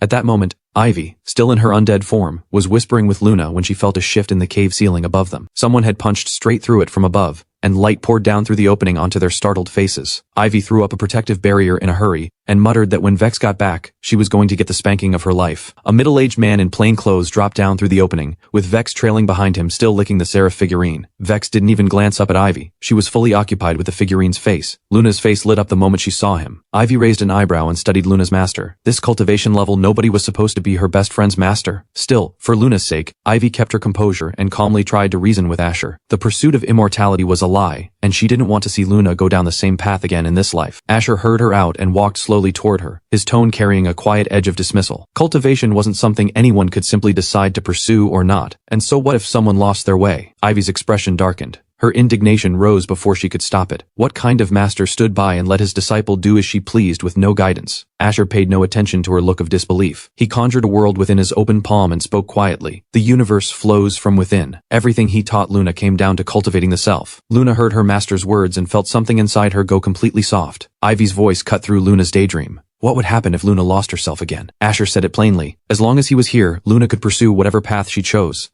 Something like that would never happen again. Ivy wasn't buying it. She and Luna had walked through fire together for thousands of years. He had known her for less than half a year. What gave him the right to make promises like that? That sat wrong with Asher. His spiritual energy began to spread as he murmured, "What gives me the right? The fact that I'm her master." The force of it hit Ivy in the face and her expression froze. The axe that materialized out of nowhere was beyond anything she could process, and it pulled her straight into another world. A world so vast that Ivy herself was no larger than a speck of dust within it. This was Asher's own consciousness domain, the kind of space that in their world was simply called a realm. Ivy's mind reeled. How could this middle-aged man who looked like a complete waste of space at the cultivation level possibly possess something like this? And those enormous forms filling the space, they were the firewood Asher had been splitting for the past 10 years. Every single one of them carried the power of a Mahayana stage cultivator. Cold sweat ran down Ivy's face before she could help it. Asher broke into her thoughts. Now that she had seen his realm, could she trust him with Luna? Ivy hadn't even begun to recover when Asher pulled her back out, but she finally understood why Luna trusted him the way she did. She watched Asher ruffling Luna's hair with a warm smile, and thought to herself, this scruffy middle-aged man was genuinely terrifying. Vivian had been lurking in the shadows trying to spy on them, and Asher caught her the moment she did. The concealment barrier peeled away from Vivian slowly, and she stared at him in disbelief. She had brought a sacred artifact specifically designed to suppress her presence, and this cultivation level nobody had still found her. Ivy was just as stunned. What kind of artifact could block the senses of an earth immortal? Asher flicked out a few beams of golden light, and had Vivian bound before she could react. She immediately started cursing at him. Wasn't he afraid of Blissful Palace's flesh ascension array? Asher pointed behind him. Isn't that your great protective array right there, in Vex's hands? Cold sweat flooded Vivian's face. Even the flesh ascension array couldn't touch Asher. She had no choice but to use that technique. A red light burst from her chest and a circular 8-trigram disc drifted out. Before Asher could make sense of what Vivian was doing, the disc shattered, and Ivy's voice broke into a scream. The chains on her body began cracking apart, and she clutched her head as a roar tore out of her beyond her control. Vex took one look at Ivy and knew her leader was about to lose it completely. The ceiling talismans burned away along with the shattered disc, leaving nothing behind. Ivy's body started to change. Her nails extended, longer and longer. Her mouth stretched open, revealing sharp, jagged fangs. Her consciousness was swallowed by the overwhelming death energy as her body expanded into something enormous. Blood-red light burned in her eyes as she turned her gaze on Asher and the others behind him. Seeing Ivy had lost all reason, Vivian let out a deranged scream. "Everyone just die!" Facing the enormous, mindless, roaring Ivy, Asher activated a barrier without hesitation. It covered Luna and Vex, leaving Vivian to fend for herself in the surge of death energy. Inside the barrier, Asher formed a hand seal, and a yellow clarity talisman appeared in the air. Vex grabbed his arm in a panic. 3 Mahayana stage cultivators had sacrificed their lives just to barely contain Ivy. The 3 of them didn't stand a chance. Hearing Vex say that, Vivian's ugly face twisted into an even more hideous grin. Asher was still working through his plan when Vivian's voice kept on buzzing in his ear. He cast without even looking at her. A large strip of binding tape appeared and sealed her mouth shut. Vex, who had also been muttering quietly, found her own mouth sealed by the same technique. Asher had his plan. The giant Ivy had hers. She launched her attack at the 3 of them inside the barrier. A thunderous boom rang out alongside the crack of the axe. Asher held the axe firm and stopped an Earth Immortal's full-force strike dead. He smiled. A corpse shell that can still form seals. Now that's interesting. The mockery landed on Ivy and was met first with a jolt of surprise, then pure fury. She reached out with an enormous hand, intent on crushing this insufferable man where he stood. Asher didn't give her the chance. He launched the charged clarity talisman straight onto her head. A sky-splitting explosion tore through the air and a wall of smoke swallowed them both. The enormous, blood-eyed Ivy was gone. She was coming back, slowly, steadily, to herself. But when her vision cleared, Ivy's face went bright red. The middle-aged man who had just brought her back from the edge had his face buried in her chest, thoroughly absorbed in the experience. As Luna's closest friend, Ivy had been sealed into her corpse shell at the cost of 3 Mahayana stage lives. Asher took it seriously and decided to bring her back to Phoenix Ridge to treat her. Before Ivy could even respond, Vex jumped in front of her with a shriek, blocking her path. An Earth Immortal serving under a cultivation level weakling? Absolutely not. But Ivy knew the truth of her situation. If she didn't go with Asher to Phoenix Ridge, the next time her corpse form took over with no one strong enough nearby to suppress it, she would simply cease to exist. Seeing Ivy waver, Luna gently pressed her. She didn't have to trust Luna, but she had to trust her master. Ivy thought it over for a moment, then dropped to her knees before Asher clasped her hands and formally took him as her master. Asher, who had only been trying to help her, was completely caught off guard. He hadn't quite processed what was happening and was about to decline graciously when his system alert went off. Congratulations. The final link in the world mission had been triggered. He was required to take an Earth Immortal as a disciple, or face serious consequences for mission failure. Faced with that very direct threat, Asher had no real choice but to reluctantly accept. Far away, her core shattered by Asher, banished by the earth-burrowing technique, Vivian had been wandering through a dark forest for what felt like forever, unable to find her way out. She cursed Asher with every step. He had cost her the right to cultivate, and she swore she would make him pay for every bit of it. While she was still making her vows, a voice came from a shadowy figure in the trees. What she saw was the male soul envoy, his face twisted, his movements becoming increasingly unnatural. But Vivian's mind was sharp. Given what she knew of Asher, there was no way he would have let this man walk away. She looked at the soul envoy and asked, who was actually in there? The soul envoy's neck began to rotate slowly, each crack of bone more grating than the last. A contorted face pushed out from the back of his skull. It was the soul patriarch, the one Asher had cut down, and it hadn't died. Vivian had cheated death more times than she could count, but this time the fear was real. Against the soul patriarch she had nothing. No power to resist, nothing to bargain with. She could only let it do as it pleased. All Vivian could do was scream. And in that dark forest, her cries went on for a very long time. Late at night, Phoenix Ridge was still. Then the sky rippled without warning, and a portal tore open. Through it, a coffin bound in the immortal binding cord slowly emerged. It crashed to the ground with a thunderous impact, shattering the earth beneath it. Asher looked at the coffin and had to admit, the coffin had its uses after all. Without it, there was no way to contain an Earth Immortal's corpse detonation. He turned to Luna and Vex. No time to waste. Get Ivy to his room. The coffin was so heavy that even Vex, a demon sovereign, had to put everything she had into moving it. Mira had arrived back at Phoenix Ridge ahead of them, and the moment she spotted Vex being brought along, she scrambled into the nearest corner and tried to make herself invisible. The feed she had used to bribe Vex back when she was taken to the Soul Patriarch's ritual site, that had been Onyx's toilet paper. If Vex ever found out, there was a beating waiting for her with no way out. While Mira was still scrambling for a plan, Vex's voice came drifting over with a very particular edge to it. Vex cracked her knuckles and fixed Mira with a look that promised pain. That little stunt that had given her stomach cramps all night. It was time to settle that score. Moments later, the sounds coming from outside Asher's room were not pretty. Inside, Asher had laid down a barrier around the room. The only sound was the sealing orb drawing in the death energy. Luna stood behind Asher, watching in tense silence as he worked to save her closest friend. When Asher finally said the seal could be released, Luna let out the breath she had been holding for what felt like a very long time. The moment the immortal binding cord dissolved, the coffin lid exploded outward as though it had been holding back enormous force. The sealing orb cracked along with it. Ivy rose slowly from the wreckage of the coffin, the death energy that had been eating through her body fading and falling away. But Ivy was an Earth Immortal. The vast amount of death energy stored within her was still a bomb waiting to go off. While the sealing orb was still managing part of the energy, Asher told them to take off their clothes and get on the bed while he prepared. The moment those words left his mouth, Ivy's pale face went scarlet. Even Luna's eyes went a little hazy. Ivy stammered that she understood what her master had in mind, but wasn't this a rather critical moment for that sort of thing? Asher wasn't paying attention to what they were thinking. His upper robes were already off. With real business at hand, Ivy stopped stalling. Her robes slid down along her pale skin and pooled on the floor. Luna swallowed hard. Her breathing went uneven,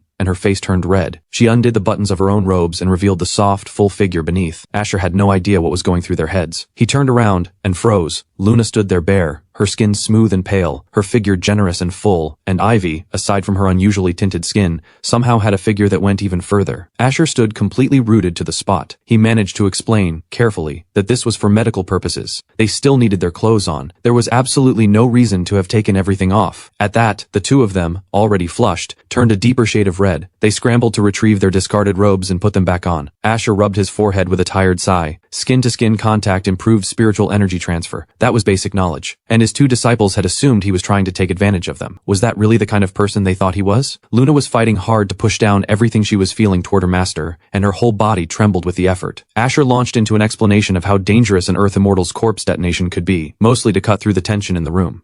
He positioned Luna and Ivy facing each other and had them begin circulating their energy. He stood behind Luna and channeled yang vital energy into her. Before long, sweat was running freely down his bare chest. As the yang vital energy flowed through them, both Luna and Ivy began to breathe in soft, involuntary gasps. They couldn't help but ask him to be gentler. It was the first time either of them had ever received yang vital energy directly from a master. Luna felt the heat building in her core and thought her master really was something else. Asher wiped the sweat from his forehead and reminded Luna to keep cycling the energy through to Ivy. If the flow was interrupted, the energy would collide chaotically and could cause both of them to detonate. Seeing the tension written all over Ivy's face, Luna pressed close and wrapped her arms firmly around Ivy's slender waist. She told Ivy to let her body relax. They would receive their master's yang vital energy together. A surge of energy shot straight into Ivy's core, and the sensation hit her so suddenly that she couldn't hold back a long, helpless moan. Outside, Mira's wailing filled the air. Covered in bumps from the beating, she was now desperately trying to get back in Vex's good graces. She produced a thick, gleaming carrot, rich in color and radiating powerful spiritual energy. The moment Vex laid eyes on it, she started drooling. She couldn't believe something this perfect existed in the world. The spiritual energy pouring off it shot straight into her core. Unable to hold herself back, Vex took a bite. Juicy, tender, melting on the tongue, pure, overwhelming happiness flooded across her senses, and her eyes went wide. She was beyond words. It was like being submerged in an ocean of carrots, every part of her drowning in the feeling and not wanting to come up. Before she even noticed, the carrot was gone. She looked over at Mira,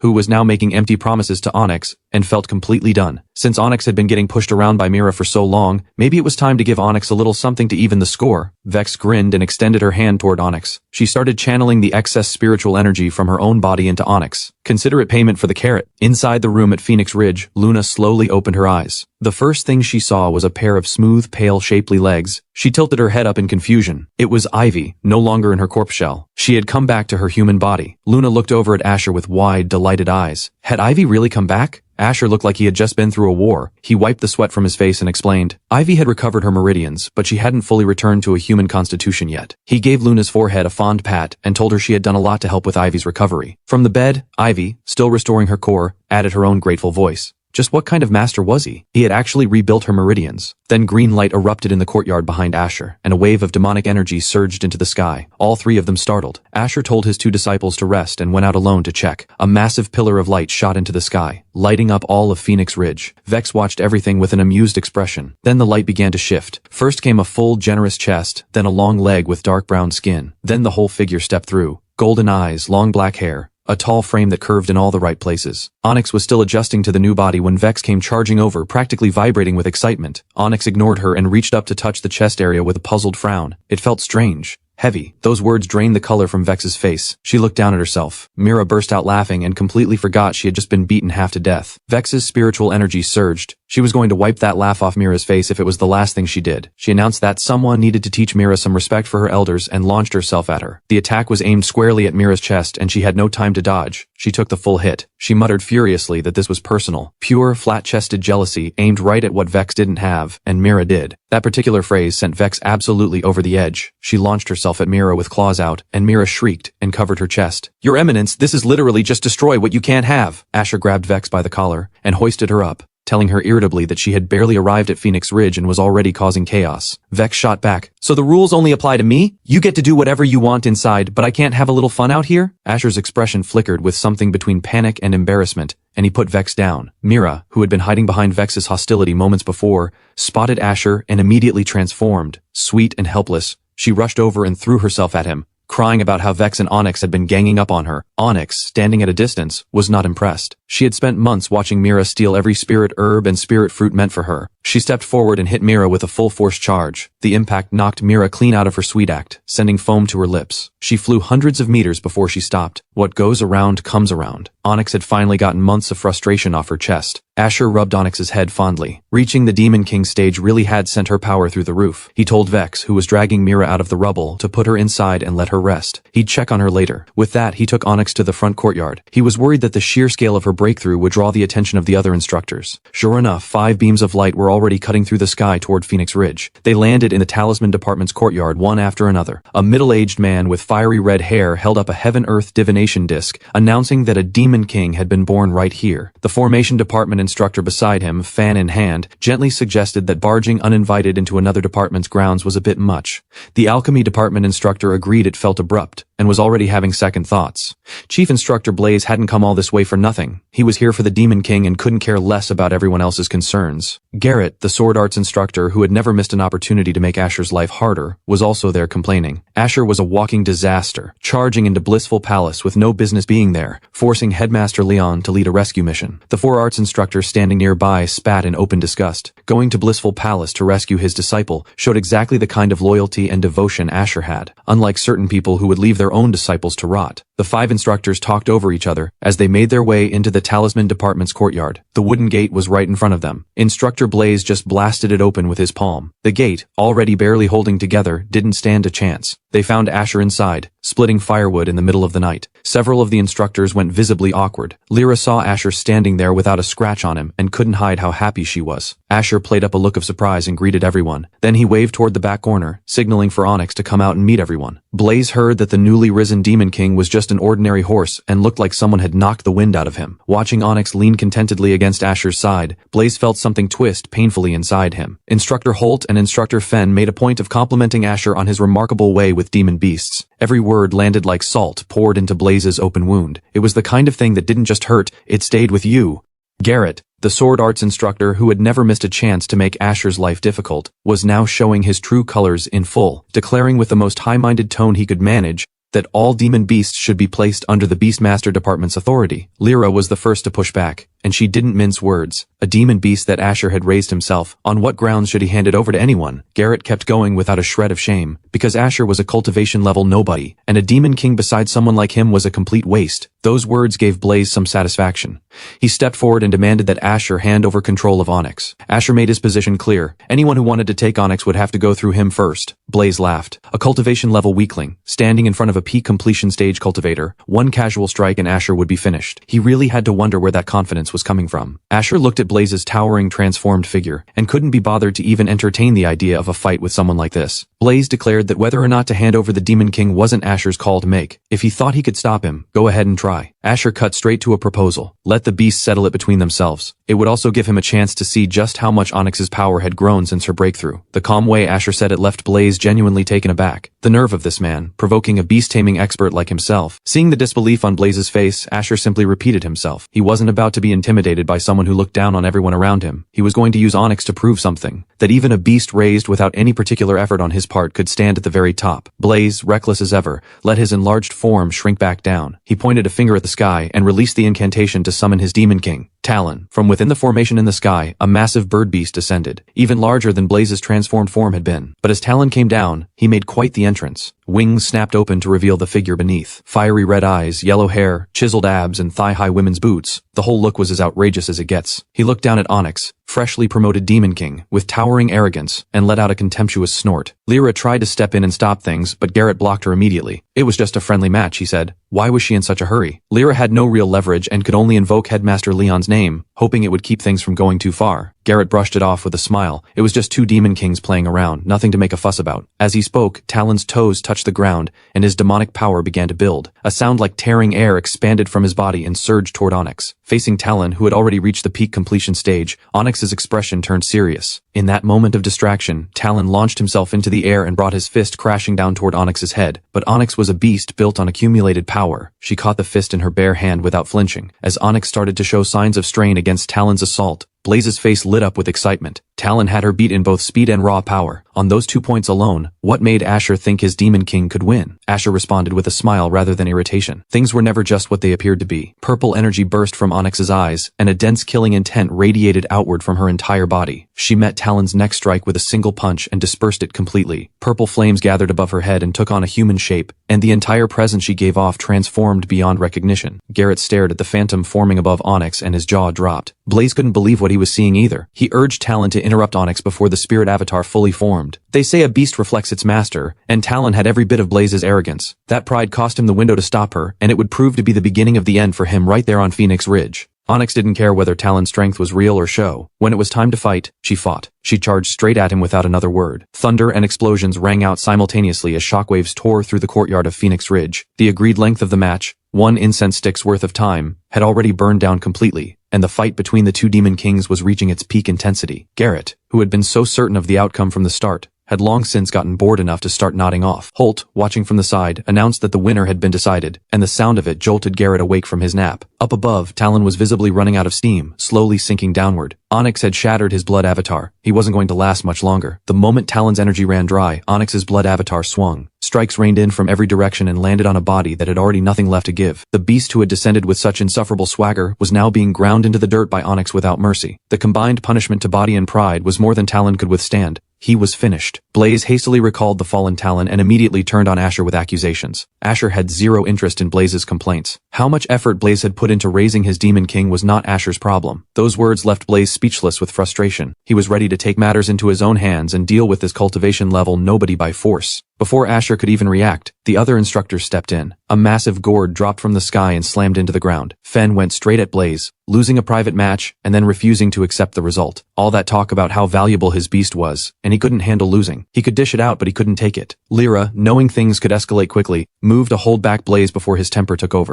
Seeing multiple instructors rally behind Asher, Blaze dropped his raised hand with a contemptuous sniff. He swore under his breath to take back every bit of today's humiliation, then shot into the sky and was gone. With that settled, Asher clasped his hands and thanked the other instructors. For a long time everyone had been swallowing their frustration under the Beastmaster and Sword Arts departments. Asher had finally let some of that air out for them. Holt couldn't help but tell Lyra, Asher was a good man. Lyra's face turned pink at that, and she looked away with an expression she couldn't quite control. Fen, reading the room perfectly, turned to leave. Holt caught on a second later and had a sudden moment of realization. He hurried after Fen toward the gate, calling back over his shoulder that he wished Lyra and Asher every happiness. Asher looked at Lyra, still flushed, and let out a couple of awkward laughs to cover the moment. Onyx tugged at Asher's sleeve and announced she was heading to bed. She had no intention of being the third wheel here. She gave a quick wave and was gone. The courtyard was just the two of them now. Then something tugged at Asher's collar from behind. He turned to find Lyra looking at him with eyes full of something soft and unmistakable. Cold sweat broke out across Asher's back. Before he had time to think, Lyra's lips were on his. Time seemed to stop.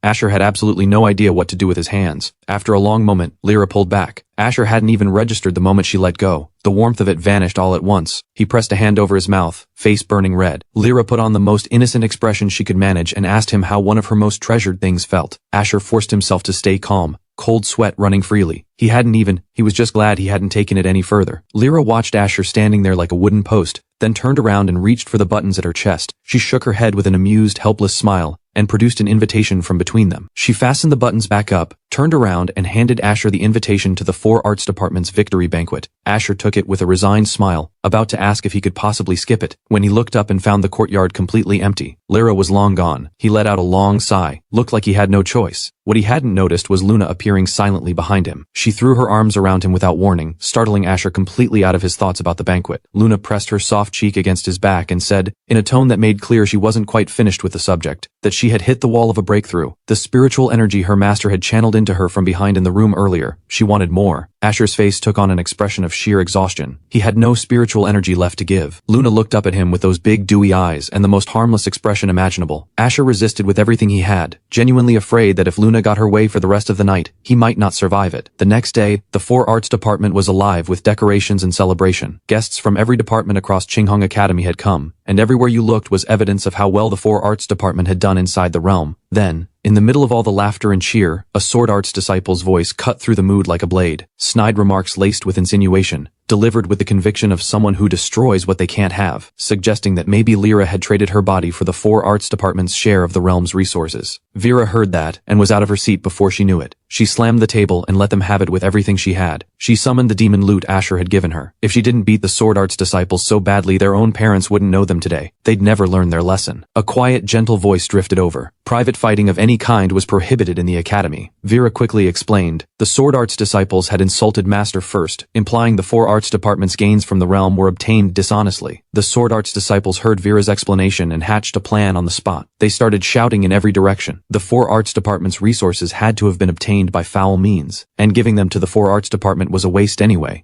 The noise came from all sides, piling onto the four arts department from every angle. Lyra cursed under her breath. Rotten at the top, rotten all the way down. Every word these disciples were saying had clearly been put there by Garrett. She released a binding technique, and a fist slowly took shape above it. Since they wanted to be so disrespectful, the fist came down on the sword arts disciples' faces all at once. Then a voice came from a distance, announcing it had a helpful suggestion for Lyra. The speaker strolled over, suggesting she hand out 90% of the Fanghu Mountain resources to everyone. That would shut down any rumors. Vera's temper flared right back up. The four arts department had bled for those resources. Why should they give them to anyone? Brutus smiled coldly. On what grounds? Because in this world, strength is the only thing that matters. What did a department full of weaklings like the four arts have any business doing with resources like that? But while Brutus was busy running his mouth, he hadn't noticed a red thread winding itself silently around his neck. A soft, unhurried woman's voice appeared alongside the delicate sound of a lute. The red thread drew tighter, and the weaker sword arts disciples were already losing consciousness. Asher came strolling over with an easy laugh, a quiet woman in white walking beside him, demon lute in hand. She was the sole envoy who had served under the sole patriarch, the one known for killing without hesitation. Violet! Vera's jaw dropped. Even Lyra couldn't quite hold back her alarm. Violet said quietly, with a completely harmless expression, that the appearance everyone had seen before was just a mask concealing her real face. Lyra wasn't particularly concerned with what Violet looked like. Her presence was what worried her. Asher, completely oblivious to the undercurrents, gave Violet a pat on the shoulder and announced he was sending her to work for the four arts department. That did ease Lyra's expression somewhat. She pointed to the disciples from other departments currently being choked out nearby. If Violet didn't release the technique soon, having them die inside the four arts department was going to be very difficult to explain. Violet obediently plucked the strings, and several threads of energy drifted out. The thread around Brutus's neck vanished, and he collapsed face first on the ground, foaming at the mouth and convulsing. Asher gave the flustered Violet an awkward pat. She really did not know how to hold back. A small, quiet worry crept into Violet's mind. What if she had actually killed them?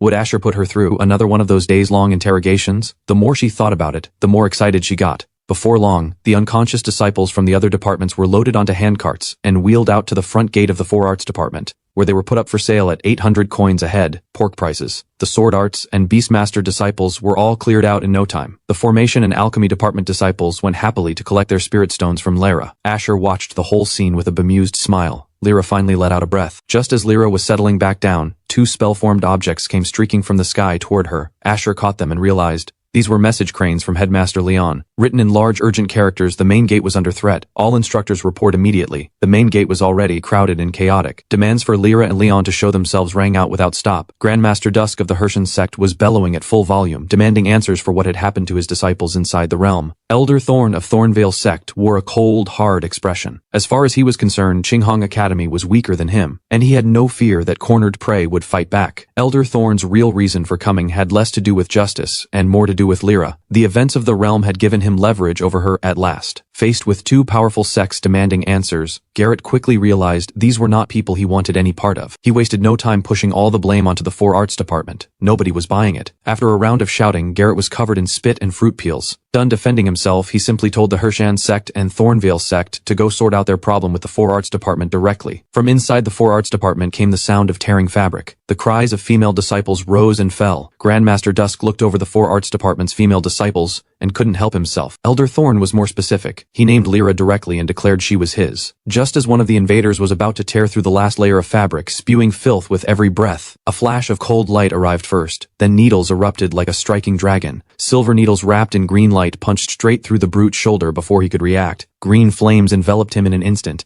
and his body began to break down at a visible rate. He coughed up blood and collapsed, dissolving into a pool of flesh on the floor. Every disciple from the outside sects who had been laying hands on four art students froze instantly. Dusk and Elder Thorn, who had been so insufferably confident, were both caught off guard. They rushed to hold their disciples back. Asher walked toward the crowd without hurrying. Qinghong Academy was not a place for random rabble to come and do as they pleased. Grandmaster Dusk pointed at Asher and launched into a tirade. He had only come to ask for answers, and Asher had killed someone without so much as a word of warning. Elder Thorn's eyes landed on Lyra standing close to Asher, and the veins rose on his forehead as everything clicked into place. So this was why she had refused him every single time, turning down a soul Exodus stage cultivator for a cultivation level nobody. How infuriating could one woman be? Listening to Elder Thorn's stream of abuse, Asher learned for the first time that the man had proposed to Lyra more times than could be counted. Lyra looked completely done with it. They had met exactly once, and he had been attached to her ever since. After that, he had shown up at the academy almost every day, over 200 proposals in 3 years. Lyra turned to Asher and made herself very clear. She was not going to let Elder Thorn poison what was between them. Asher found himself genuinely amused. For all that persistence, Elder Thorn was just a textbook stage 5 clinger. Elder Thorn, already at his limit, started to shake with fury. The last trace of composure left his face, replaced by something ugly at the corners of his mouth. If he couldn't have Lyra then or now,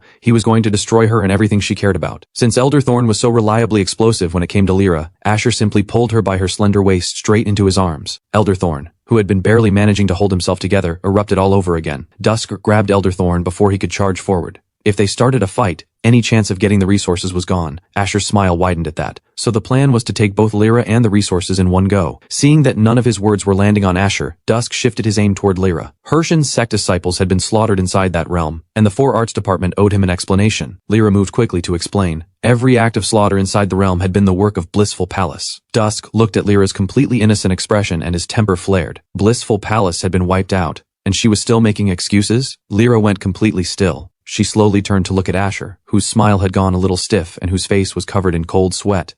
Asher could hardly admit that he was the one who had wiped out Blissful Palace, so he quickly changed the subject. If they wanted resources, why not settle it with a competition? Earn what you want with strength. Dusk flat out refused. Too boring. But Elder Thorn beside him agreed with barely concealed eagerness. Asher felt a quiet surge of satisfaction and laid out the rules. Each side sends 5 disciples below the Golden Core stage. Best of 5 on the stage. Whoever wins takes the resources. Dusk and Elder Thorn huddled together. Asher's disciple was formidable, but they had a secret weapon of their own. They agreed to the match on the spot and added a condition of their own. Elder Thorn's face twisted into something ugly. His personal condition was that he wanted to castrate Asher himself. Asher agreed without a second's hesitation. Lyra stepped in front of him immediately, shouting that absolutely not. Face red, she muttered quietly. If anyone was going to hurt Asher, they'd have to go through her first. Elder Thorn, a man who had spent years chasing her, watched the woman he had put on a pedestal willingly offer her life for another man. He lost it completely. Asher paid the tantrum no attention and added his own condition. If Qinghong Academy won, he wanted the heads of every last person who had come here to cause trouble today. A thunderclap split the sky, and the arena at Qinghong Academy shook to its foundations. The 4 Arts Department lost the first round. Offensive combat was simply not their strength. Thornvale Sect's victory drew cheers from the crowd, with shouts about flattening every Qinghong Academy disciple. Elder Thorn kept throwing taunts at Asher. Asher treated him like background noise and kept eating his skewer without a care. Being ignored sent Elder Thorn's temper through the roof. He thought, how was Asher this calm when he was practically already dead? Then he spotted Lyra and Luna walking over together.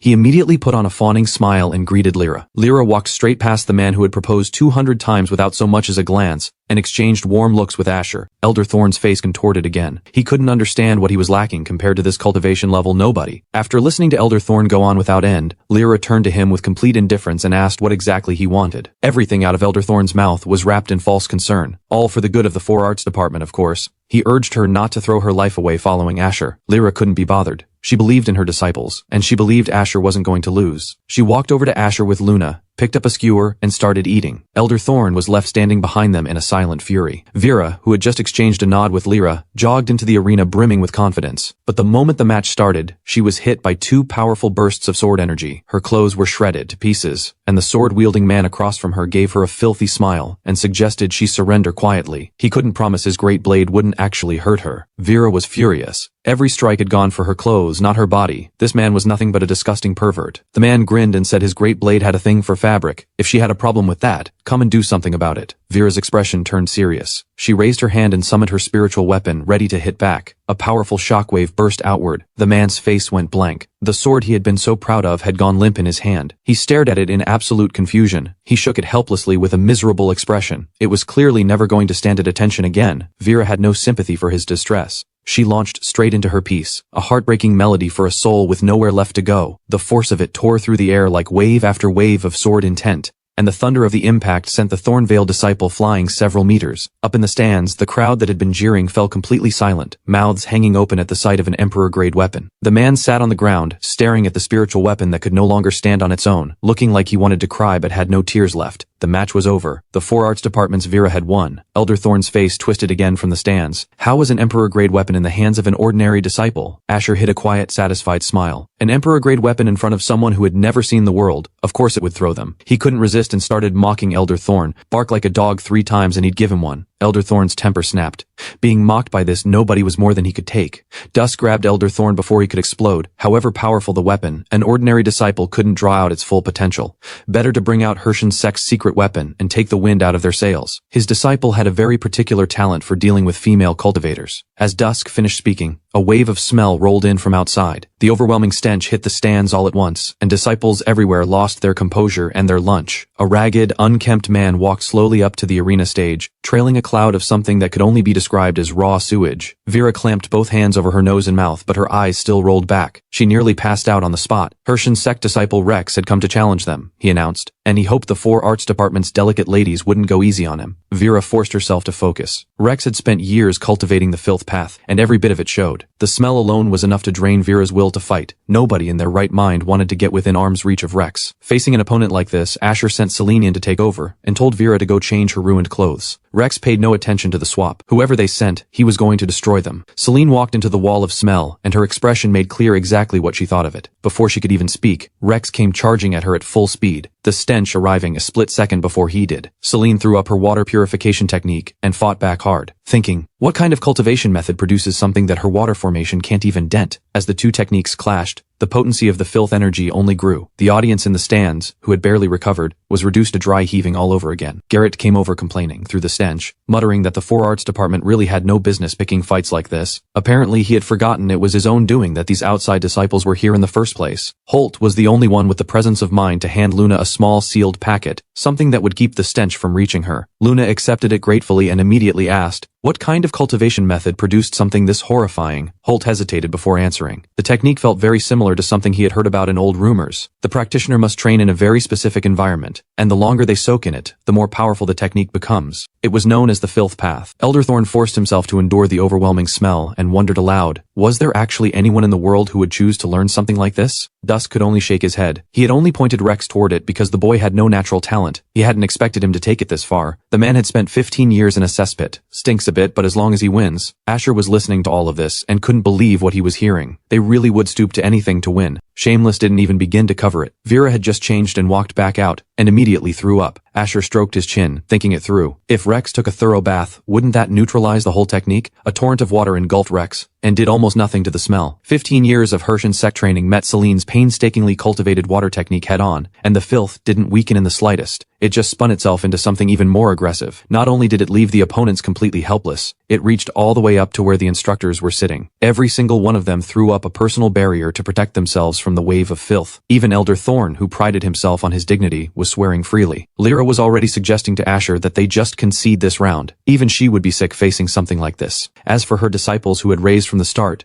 the thought of what they were going through made her heart ache. Asher quickly called Celine out of the round. It really was asking too much of her against someone like Rex. He turned to Luna and told her to get ready. Garrett, who had been eavesdropping, let out a scoff. The 4 Arts Department's female disciples were completely useless. Not only were they a drain on the Academy's resources, they hadn't produced a single proper cultivator, just entertainers for everyone else's amusement. Those words made Asher's eyes go cold with something very close to killing intent. He had been ignoring this piece of trash for too long. Apparently that had given him ideas about his own importance. The barrier in front of Garrett vanished in an instant. While he was still laughing with his mouth wide open, a large chunk of filth flew straight into it. He swallowed every bit of it before he could stop himself. The look on Garrett's face was indescribable. He hadn't thought it possible that this was happening to him. He clutched his own throat and began producing sounds and substances best left undescribed. Asher watched with deep satisfaction. Garrett caught Asher's mocking gaze and felt every shred of his dignity crumble. He summoned his sword technique immediately and came for Asher. Fen stepped in without hesitation. Outside sects had come to challenge the Academy, and instead of standing together, Garrett was drawing his blade on a fellow instructor. Garrett grabbed Fen and told him through gritted teeth that Asher had made him eat filth. While Garrett was still making his case, a thunderclap tore through the sky above. Dusk, watching from the sidelines, was wide-eyed. He had known Asher's disciple was strong, but not like this. She had called down lightning from nowhere and taken Rex out in a single strike. Elder Thorn, having barely managed to keep himself together, urged Dusk to cut his losses and drop this embarrassing disciple. Enough. The man was a disgrace. Dusk wasn't quite ready to admit it. He looked at Rex, reduced to a charred shape amid the rubble by Luna's lightning. Everyone assumed he was dead. Then the blackened, charred surface began to peel away, revealing smooth, luminous skin underneath. The Qinghong Academy instructors in the stands stared open-mouthed. Rex had somehow turned things around. Blaze's expression turned grave. The pure filth form could not be allowed to complete. If it did, the Academy standing in the southern wastes would take a catastrophic hit. He shouted down at Luna, "Kill Rex before the transformation completes!" Luna heard him and ignored him completely, dropping her attack. Blaze erupted in curses. The Academy was facing a crisis and she was just standing there? Asher's disciple was just as useless as her master, and now she was sitting there meditating in the middle of a fight? He went straight to Asher to let him have it. Asher had zero interest in engaging with someone this unhinged. Seeing he was getting nowhere, Blaze ground his teeth and seethed in silence. Then Dusk's mocking voice cut through. So what if it was the strongest filth path constitution below the heavenly constitution? Nothing to panic about. They could all go back to the sect and learn it themselves. Then it would be their turn to be afraid. Blaze, apparently thinking with pure instinct, shouted back, "If Hershen's sect could cultivate the filth body, why couldn't they?" He started grabbing other instructors by the shoulder, announcing he was going straight to Headmaster Leon tomorrow. They were all going to cultivate the filth body together. Lyra listened to them going back and forth about the filth body and found her mind drifting back to worry about Luna. Asher smiled and told her not to worry. His disciple hadn't even started yet. He thought to himself, the filth path was nothing to Luna. She was a reincarnated wandering immortal. She was in a completely different league from someone like Rex. Down on the arena platform, Luna slowly opened her eyes. Rex had fully shed his charred exterior and was now shouting freely amid the rubble, riding high. Powerful spiritual energy poured off him without restraint, and the lines of his physique were unmistakably defined. He looked at Luna and told her she was about to see what he was really made of. He was nothing like these pampered prodigies who had everything handed to them. He was something else entirely. As the pure filth form completed itself, Rex's once ruined body became almost blindingly radiant. The lines of his muscles pulsed with an intimidating glow. Luna stared at him, completely unimpressed, and calmly put on a pair of sunglasses to deal with the glare. Rex took her blank expression for fear and started talking. Then Luna slowly raised a finger and dragged it down from his chest, toward his lower half. Rex looked down and froze. His pure filth form. Why was only the top half complete? Luna had no sympathy for his shattered pride. She called up to the stands. Hershen's sect and the Simp Squad had better send someone new because she didn't have time to play games. A look of misery settled over Dusk in the stands. Blaze, who had been frantic just moments before, found the grin creeping back onto his face. Garrett couldn't help himself, and lumped both the Hershen sect and the 4 Arts Department together. All flash and no substance. Both of them. Vera didn't care that he was an instructor. She fired back immediately. Then a fist came out of nowhere. Garrett clutched his head and reeled. Lyra had punched him. If he kept running his mouth like that, she had every right under Academy rules to deal with him personally. Just as Garrett was about to retaliate, Blaze stepped in and told him not to waste his energy fighting a woman. Just watch the match. Because Rex down there seemed to have lost his mind. The man who had been posturing so dramatically moments before was now clawing at his own face and screaming in anguish. Luna's eyes held a sharp edge, even as she spoke plainly. If he kept going like this, he was going to destroy himself. But Rex was past listening. The darker part of his mind had taken over, and the more he thought about it, the more he blamed Luna for his incomplete form. He snapped completely and threw himself at her. Luna had been building her power the whole time. She didn't let him get close. One lunar thunder slash sent him flying. He hit the ground several meters away with a heavy thud. He had nothing left. Dusk descended from the stands and looked at the spent Rex with undisguised disgust. Rex knew exactly what losing meant back at the sect. He scrambled over and begged Dusk for one more chance.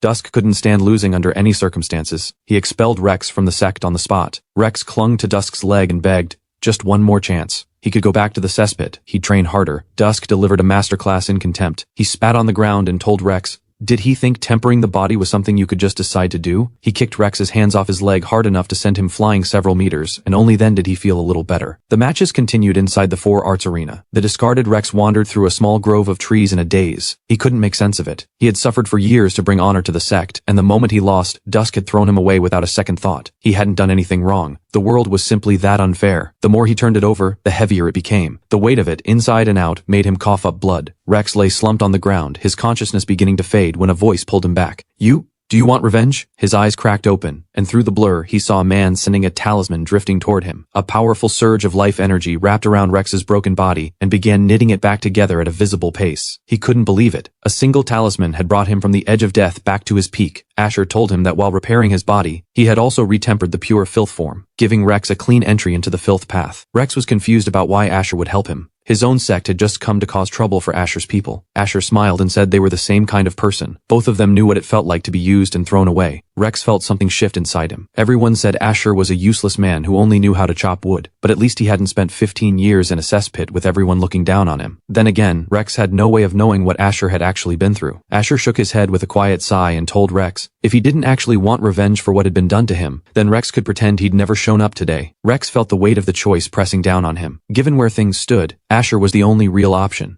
If he let this go, he'd have nothing. He called out to Asher's retreating back. Wait, please. Whatever was left of his pride, he put it down. He dropped to his knees. Rex was willing to set everything aside and focus on one thing, revenge. He asked Asher to show him the way. Asher's whole face opened up with a warm, genuine smile. He told Rex, now that was the right answer. Rex watched Asher fall into thought and got a little lost. He asked when the revenge training would start. Asher's answer made Rex go cold. He told Rex to take his pants off first. Rex stared at Asher in absolute horror, hands flying up to cover his chest. Asher stared back, genuinely baffled by his reaction, and told him again, hurry up and take them off. Rex's face slowly turned red. He stammered that this was also his first time, and asked if Asher could please be gentle. Asher put his face in his hands. Why did everyone around him have the same brain? Was he really the kind of person people seemed to think he was? He gave Rex a smack and told him straight. He just needed to check on the state of Rex's body tempering. Had 15 years in a cesspit actually done something to his brain? One more thought like that, and Asher would make the castration a reality himself. Understanding finally dawning, Rex turned red again and apologized. He had jumped to conclusions. After a good look at what the body tempering had actually done, Asher let out a slow ah of understanding. He now knew exactly why Rex's body tempering had failed to complete. He turned his head away and told Rex to put his pants back on immediately. Then he warned Rex that what came next was going to hurt, and channeled a surge of powerful spiritual energy straight into him. Rex let out a sound that gave Asher an immediate headache. He warned him. One more sound like that and the castration was back on the table. The scene shifted from the Grove back to the Four Arts Arena. Luna crackled with electricity. Her next opponent was a Golden Core stage fighter from Thornvale sect. Elder Thorn, with no intention of playing fair, had sent out Jade, 2 full cultivation levels above Luna. Jade looked down at Luna with open contempt. Luna didn't flinch. There wasn't a formation in the world she hadn't seen. She was a reincarnated wandering immortal, but Jade turned out to be just as shameless as Elder Thorn. When winning was on the line, there was nothing she wouldn't do. She began chanting the incantation for the 9 Palace Death Formation, and green spiritual energy surged into the air around them without warning. The 9 Palace Formation spread across the entire arena, and a wave of enormous green dragons surged toward Luna with the intent to end her. The Qinghong Academy instructors in the stands went quiet and grim, most of them assuming this was where Luna's run ended. Lyra's face was tight with worry. She murmured under her breath, of all the moments for Asher to be missing. Garrett heard that and slipped straight back into sneer mode. Asher had probably felt the loss coming and made a run for it, while everyone around them sneered and mocked. Asher dropped onto the stands at full speed. The impact sent stone tiles flying in every direction. Elder Thorn took the full force of it and was knocked out cold. Asher paid him no further attention. He turned to Lyra, who was beside herself with worry, and told her plainly, as long as Luna hadn't admitted defeat, nothing was decided yet. Holt was worried too. Setting aside how strong the Thornvale disciple was, the 9 Palace Death Formation alone might be more than Luna could handle. Asher explained calmly. His disciple hadn't trained in formations, but that didn't mean she knew less about them than anyone standing there. Even so, the instructors all watched the arena below with grim, worried faces. Countless green dragons formed from spiritual energy hammered down on Luna one after another, tearing her clothes apart, piece by piece. The spiritual barrier Luna had thrown up was starting to crack. Even as she fought to hold it together, she told Jade she would admit the killing strike of the 9 Palace Formation was impressive. A tremendous boom rang out, and disbelief flooded Jade's voice. Luna, standing in the wreckage of her own broken barrier, had survived the killing strike of Jade's own formation, not a scratch on her. Jade refused to accept it. She chanted the incantation again and unleashed far more savage green dragons than before. Blue spiritual energy swirled around Luna like countless blades, cutting through every phantom dragon as fast as they came. She leapt over Jade's remaining attacks and landed cleanly, then said she had gotten tired of playing with the person who created this formation a long time ago. Jade's face went blank, then panicked. The 9 Palace Death Formation was created by an Earth immortal 1,000 years ago. How could she possibly know it? Luna told Jade to stop wasting both their time. Whatever other formations she had, bring them all out at once. Faced with Luna's complete lack of concern, Jade stepped back. She dropped low and roared, "All demon souls, heed my command." The air filled with shrieking wails, and violet smoke began rising from the ground. A massive violet vortex came rushing at Luna, and she threw up a spiritual barrier to hold it back. Up in the stands, Holt's mouth fell open. The violet formation in front of them was the Soul Entanglement Formation, a technique from the Soul Sect. Even Blaze, who had just been mocking Hershen's sect,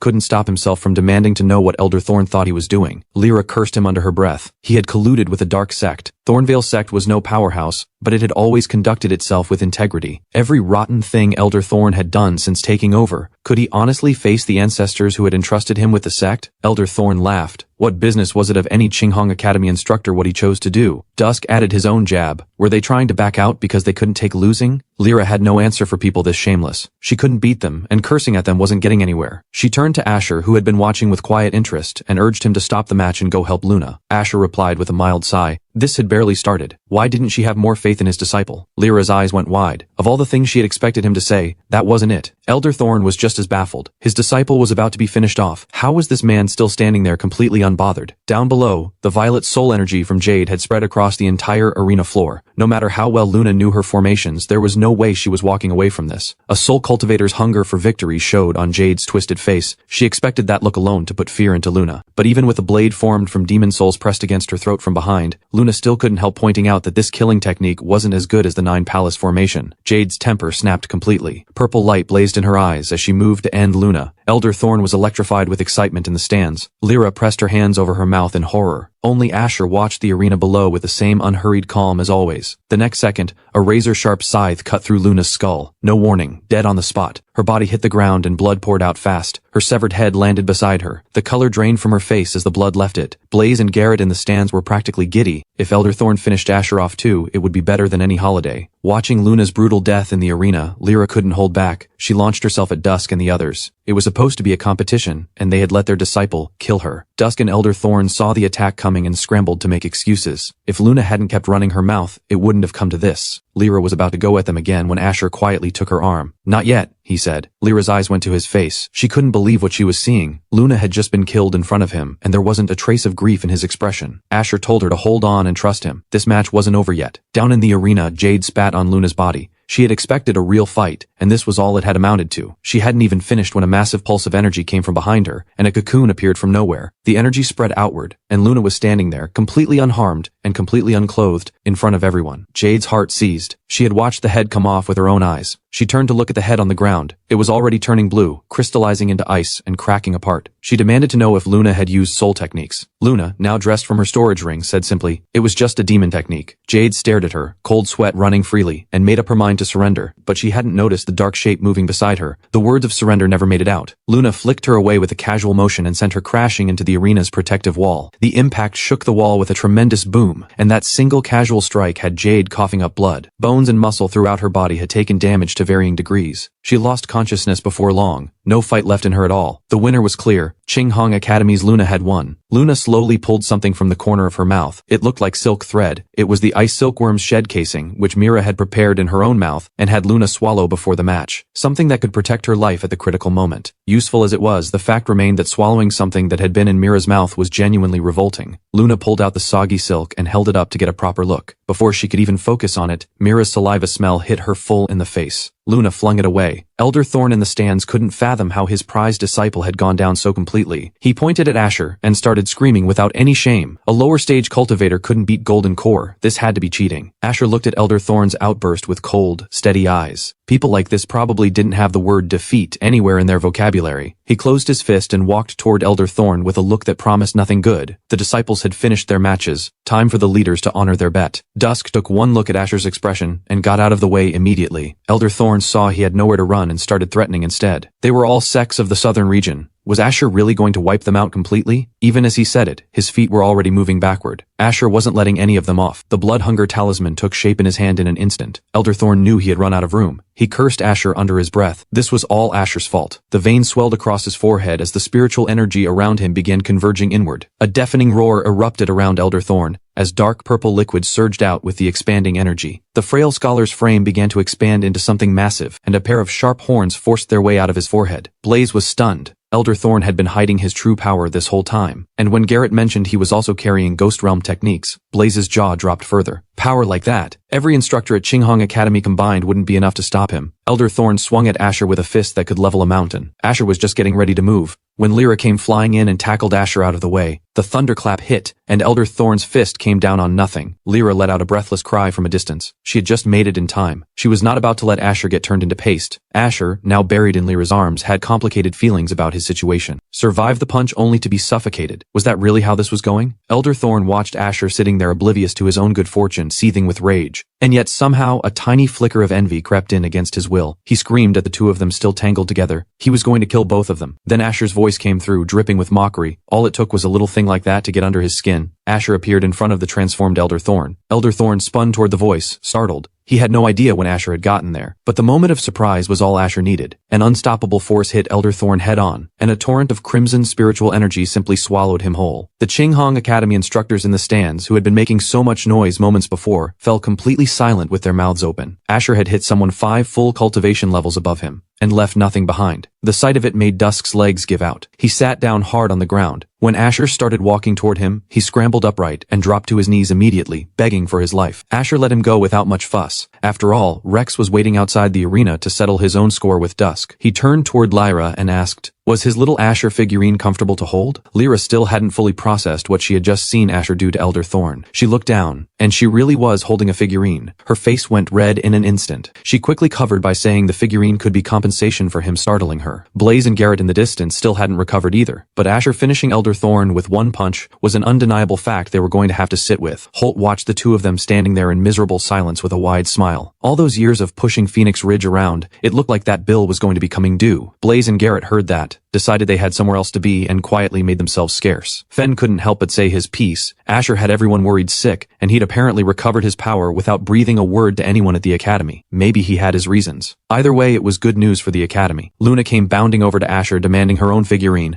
and the whole scene settled into something warm and peaceful. Meanwhile, at the ruins of what had once been Blissful Palace, torn up from the roots by Asher, 3 cultivators came racing in. They were investigators from the Southern Immortal Alliance, and they looked out at the green miasma hanging over the ruins, and concluded that whoever Blissful Palace had managed to offend had made absolutely sure there was nothing left. The Alliance disciple scouting ahead was already trembling, mouth hanging open. Where Asher had pulled Seraph up by the roots, all that remained was a pit with no visible bottom. The Alliance disciple couldn't help but mutter, whoever had done this hadn't just destroyed the place, they had stripped the ley lines completely clean. Then the sky darkened without warning, and a creeping sense of dread settled over every one of them. From within the swirling black clouds, countless streams of golden light burst outward. The moment the multicolored light touched the 3 investigators, their minds began to slip away. The memory stone beside them exploded. Their mouths began saying things they had no intention of saying. Becoming immortal was apparently this simple. Then the clarity jade on the Alliance disciple's chest shattered, and against all odds, she began to come back to herself through the illusion. Pain tore through her chest and blood poured from her mouth. A single illusion had damaged both her cultivation and her protective treasure. She looked in horror at the other 2 Alliance disciples. They had lost themselves completely and were tearing themselves apart in pursuit of ascension. She could only wonder in helpless disbelief, who was this? The Alliance's clarity jade had been broken through like it was nothing. The eye within the dark clouds grew more intense, and golden light slowly wrapped itself around a silhouette stepping through. A striking figure with flowing blue-green hair. It was Iris, who had clawed her way to immortality through the 3-corpse method. And yet there was no place for her in heaven or earth, so she had come to forcibly tear apart the cultivation world that belonged to Asher. Then she felt something familiar from the Alliance disciple, and reached out to forcibly extract the energy radiating from the shattered jade at her chest. A tremendous boom followed, and a pillar of green energy shot upward toward Iris. Something familiar stirred in her, and she murmured to herself without meaning to. All these years, she had torn through every immortal realm she could find, and at last, in this small corner of the world, she had found her closest friend, the Earth Immortal Ivy. Back at Phoenix Ridge, Asher was splitting firewood. When his system came to life beside him, the blue interface flickering as though it had picked up a warning, the alert kept sounding. The Heavenly Way had detected Asher and was now watching his threat of fate. To protect his life, his spiritual energy would be restricted, and going forward, unless absolutely necessary, the axe was restricted to chopping firewood only, no more fighting. A string of alerts kept popping up, and Asher found he'd lost all enthusiasm even for his favorite activity. He asked the system what was happening. It turned out that his increasing use of the axe had drawn the attention of the Heavenly Way.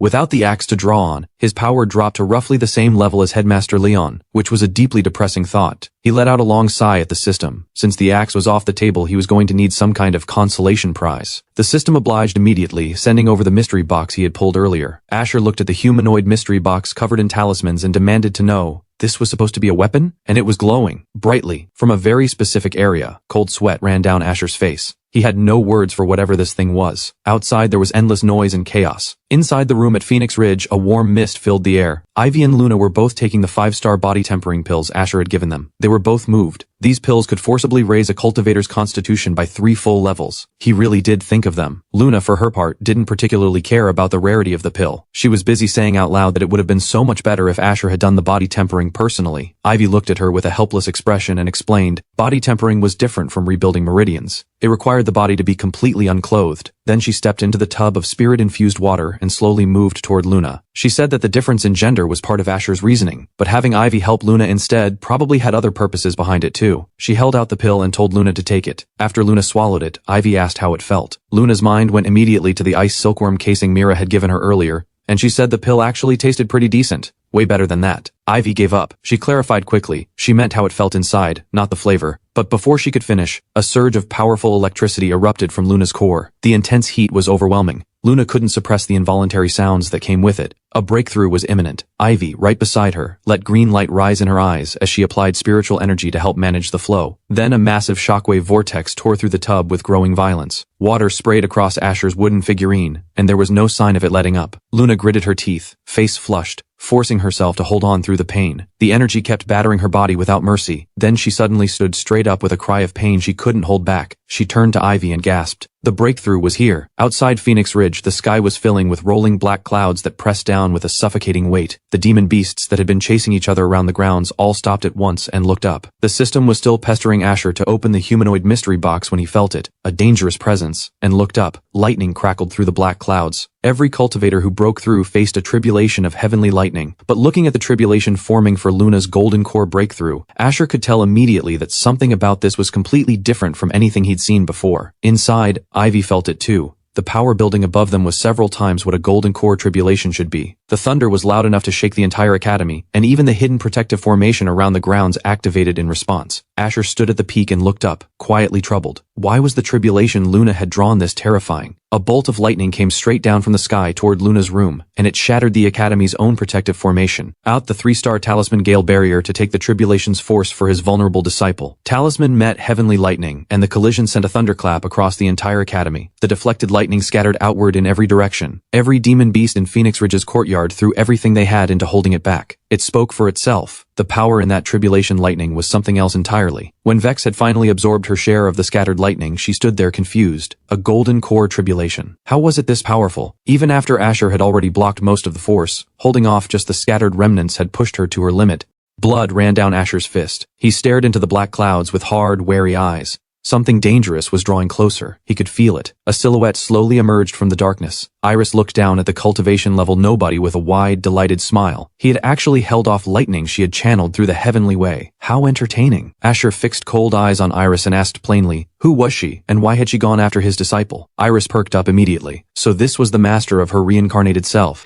If he had managed to keep Luna alive against her, then this cultivation level master wasn't quite as useless as he looked. Even through the mockery, Asher felt a jolt of recognition. This was the Iris that Ivy had told him about. Her laughter rang out across the sky, and an endless crushing pressure swept over Phoenix Ridge like a tide. Iris's eyes were full of mockery. So that traitor Ivy still remembered her. Then she couldn't hold it in anymore, and broke into loud, wild laughter, completely unhinged. Then she was suddenly right beside his ear, her voice dropping to something that tried very hard to be charming, asking how dear Ivy was getting along. Asher's answer was a strike aimed straight at her face. Ivy's well-being, he said, was none of her business. She slipped the blow without effort. She remarked airily that Ivy becoming an undead immortal wasn't so bad, and in the same breath said she ought to throw a party to celebrate Ivy still being alive. All the past could be forgotten as far as she was concerned. But for Luna, she had no such generosity. Luna was someone who could surpass her, and that meant the 3 true soul orbs had to be severed, truly, completely. Luna, the one Ivy had given everything to protect, was a thread of fate that had to be cut before Iris could claim her place as ruler of all. Then the laughter vanished from Iris's face. A killing intent shot toward Asher like a blade. Asher grabbed a talisman and got out of the way as fast as he could. The lunar wheel slash came down exactly where he had been standing and split the mountain face clean in two. Asher's system registered the danger and urged him to flee immediately, but his disciples and everyone at Phoenix Ridge were behind him. Running wasn't something a master did. He watched the lunar wheel cut through his talismans like they were nothing, and felt cold sweat prickle at his forehead. At this rate, he wasn't going to last. He shouted at his system, "Give him the axe right now or he was finished." The system, increasingly human in its behavior, actually hesitated, but for his safety, it produced the axe. The moment Asher's hand closed around it, everything about him changed. The system added one last reminder: come back in one piece. He shot toward Iris at full speed. To the Asher holding that axe, she was nothing but firewood. He brought the axe down on the lunar wheel, and the explosion that followed was like a small sun detonating. Everyone watching from the ground stood with their mouths open. But after several strikes, the lunar wheel's defense still hadn't cracked. Asher cursed under his breath. This thing was impossibly tough. He extended his fingers and began the incantation. Golden lines spread across his face and his eyes turned gold. As the incantation completed, the golden Asura materialized with a thunderclap, its presence pressing directly against Iris herself. The Asura reached out from nowhere. The Pengu axe appeared in its grip. It gathered every ounce of force and drove the axe into the barrier Iris had formed from the lunar wheel. Two ancient weapons meeting. The thunder of it filled the entire sky. The lunar wheel that had seemed unbreakable was now half gone, and Iris stood exposed inside it, her face a picture of disbelief. She had never imagined the lower realm could produce someone capable of making an immortal like her cough up blood. His system flashed an urgent alert: be careful. Iris's spiritual energy was climbing. The system was cut off mid-sentence. The lunar wheel had hit it. Asher's eyes went wide.